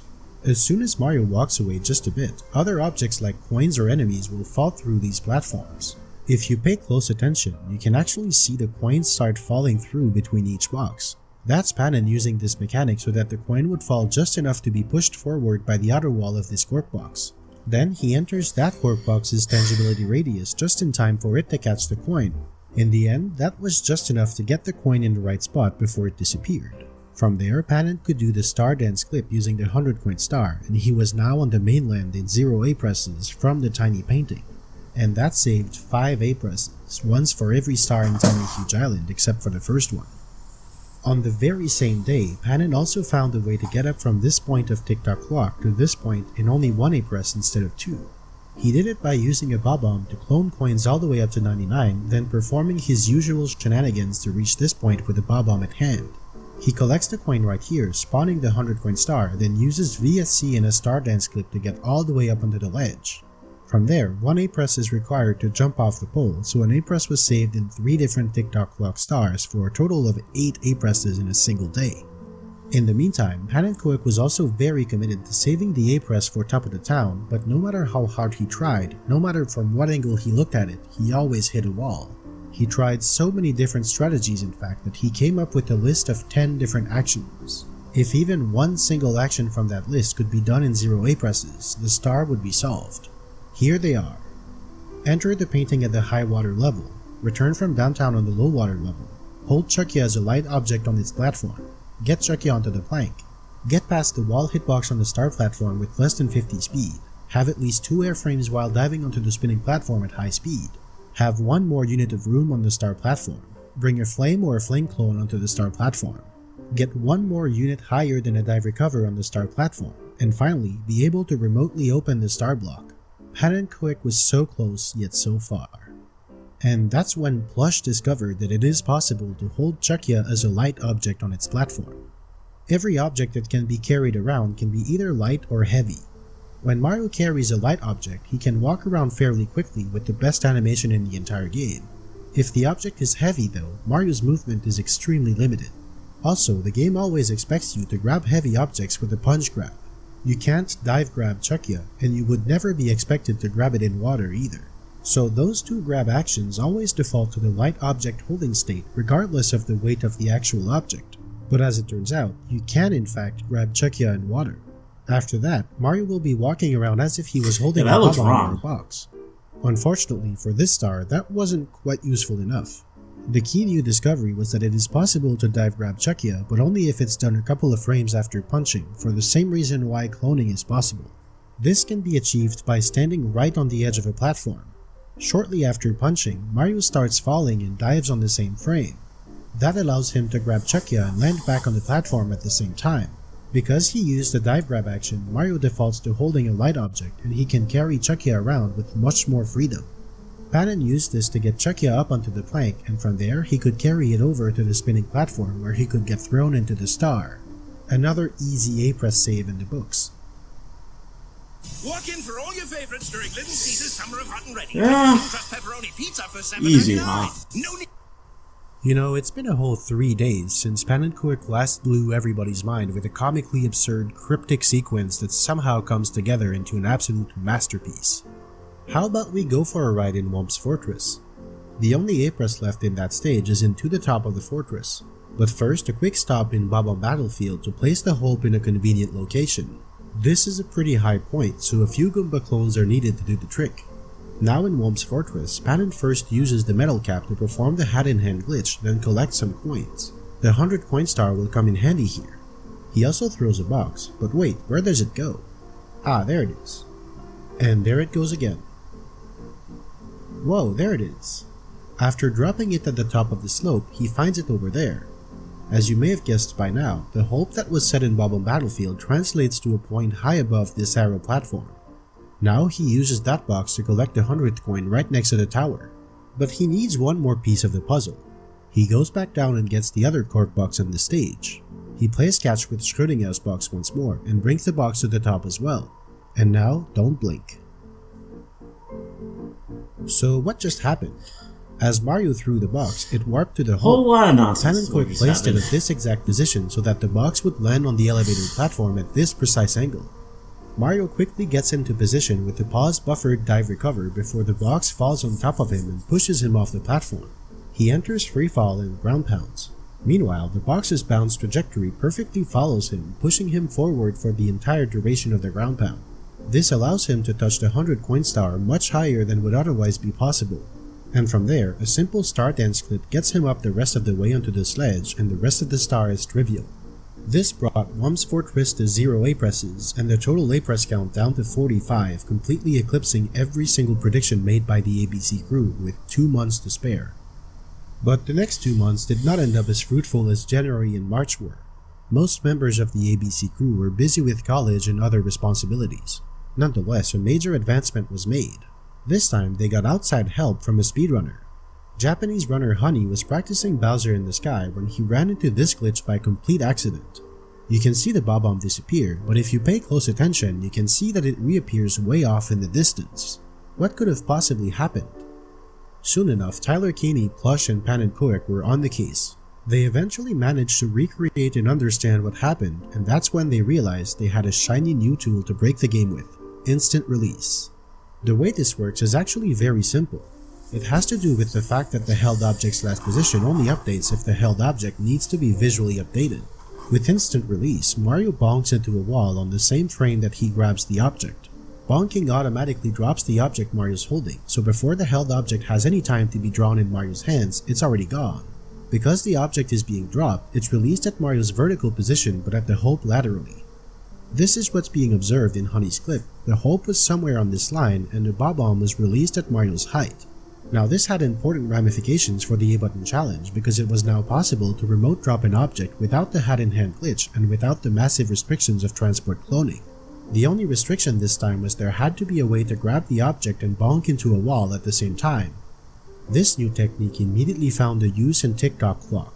By setting up the hope in Wet Dry World beforehand, Panin is able to use instant release to warp a bob-omb out of bounds far enough away that Mario is out of its activation radius. Then he uses the other bob-omb to clone coins and gets all the way to 97. Then he places a flame clone under the ledge. Of course, as he releases it, he instantly gets burned, which uses up the clone. But all he has to do is clone a new flame and release it next to the first one, just like he had done with Goombas before, and this second clone would be usable. After that, he collects these coins, making sure to clone one of them to collect it right under the ledge, spawning the 100 coin star exactly where he wants it to be. And now, everything is in place for the magic to unfold. A dive recover into a flame bounce into a star dance clip gets him all the way up to the ledge. From there, dive recovers get him up the cogs where the bob-omb magically appears. This is because as soon as Mario enters the bob-omb's radius, it's reactivated, but because it was dropped out of bounds, the game puts it at Mario's position as a failsafe. And now he gets across to the cage and uses VSC to reach the star, finally lowering roll into the cage to 0 A presses, a feat that seemed absolutely impossible not even 2 years before. And Pan and Koek was not even done in Tick-Tock Clock. The red coin star, sitting at 0 A presses for a while now, could obviously no longer be improved. But that didn't stop Panin from trying anyway. And that's when he came up with something truly incredible. Negative A presses. What? Okay, not really, but this is the next best thing. Tick-Tock Clock always takes 1 A press to enter because the clock face is so high up. But what if there was a way to collect the star in such a way that once Mario returns to the castle, he's somehow able to re-enter the stage without the required A press?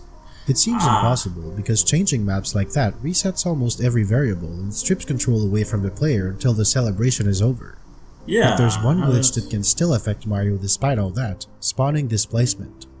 When Mario is standing on the platform and suddenly isn't anymore, the platform will displace him for 1 additional frame despite him no longer being on it. When Mario leaves the moving platform by exiting the level via the pause menu, collecting a star, or even dying, this extra frame of displacement is applied to Mario as he spawns in the castle. Now for a regular moving platform, this effect is barely noticeable, but for a rotating platform, displacement is applied as a rotation from the platform's center. As such, objects are moved proportionally to their distance to the center, and that is precisely why this glitch can be useful. Here's what Pan and Koek did. He cloned the red coin star using one of the bob-ombs and collected it while standing on the moving spinner. The level unloads with the spinner rotating clockwise and Mario still standing on it. Now when the castle loads, it occupies the same coordinate system as Tick-Tock Clock but in a completely different way. The position of the spinner in Tick-Tock Clock ends up far enough away from where Mario is spawned that the rotational displacement is greatly magnified. As a result, Mario is moved down significantly enough that he ends up landing on the clock instead of in front of it. One of the 6 A presses to enter Tick-Tock Clock had been saved. There's just one tiny caveat. This glitch was fixed immediately after release, which means that it is only present in the Japanese version of the game. In every subsequent release, including North American and PAL, this glitch has been patched. Therefore, this A press save came with an asterisk. It had to be done on the Japanese Nintendo 64 version of the game. This is as valid a version as any other, so there was no inherent problem with it, but it's just something to keep in mind. Another unfortunate detail is that while this looked extremely promising at first, it actually couldn't be used for any other Tick-Tock Clock star, because since they're all already present from stage load, they can't be cloned. Collecting a star on a moving platform, especially with conditions as precise as they need to be to save the re-entry A press, was simply not possible for any other star. The addition of Tyler Caney to the ABC crew ushered the A-Button challenge into a new golden era. The introduction of vertical speed conservation, misalignments, and star dance clips revolutionized the challenge like only Pan and Koek had done before. And yet somehow, he hadn't even made his most legendary contribution yet. On July 11, 2015, Tyler Caney was looking for ways to get even more speed than the 500 from repeatedly sliding on this slope. He found this corner where the open gate created a ceiling barrier. This allows Mario to build up speed using the slippery slope while staying stationary because he can't move into a ceiling. This was good enough to build up to 1700 speed, at which point Mario would break out of this spot. Yeah, this is feeling familiar. He could turn around towards out of bounds while building up more speed. The ceiling had a limit, but out of bounds is infinite. Tyler Caney had discovered infinite speed without the A button. Well, okay. And that's it for today. I mean, that was...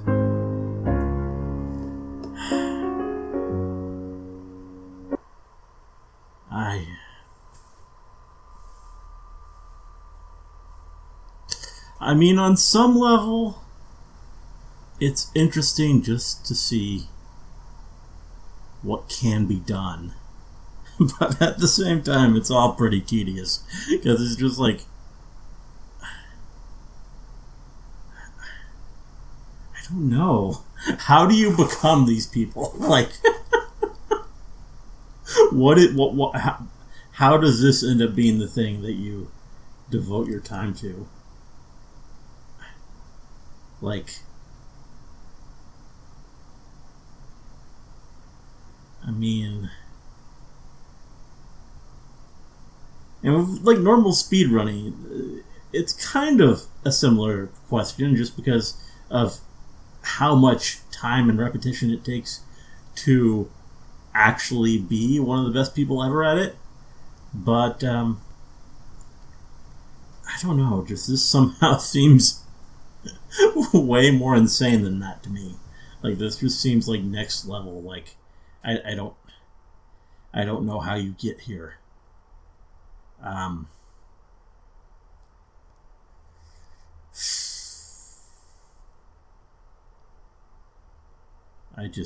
It's all a bit too crazy for me. I don't know.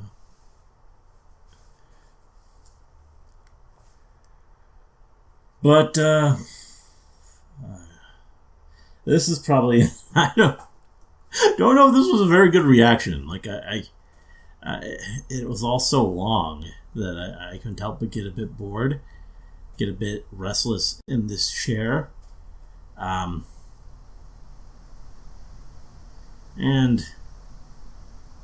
like, I don't know, on some level, I think I might even prefer, like, if I just was made to watch, like, a black screen or just, like, 2 hours of complete brain rot. Because then I could just, like, not pay attention to it. I could talk over it, I could do whatever. But with something like this, I have to at least try and follow along and pay attention to what is being said, especially because it's also mind-numbingly complicated and intricate. And, like, it's just, I don't know. I don't know how to interact with this whole weird whatever this is. I don't know. I don't know. Anyway, regardless of whatever the hell we just watched, hope you guys liked the reaction. Let me know if you did, and see you in the next one.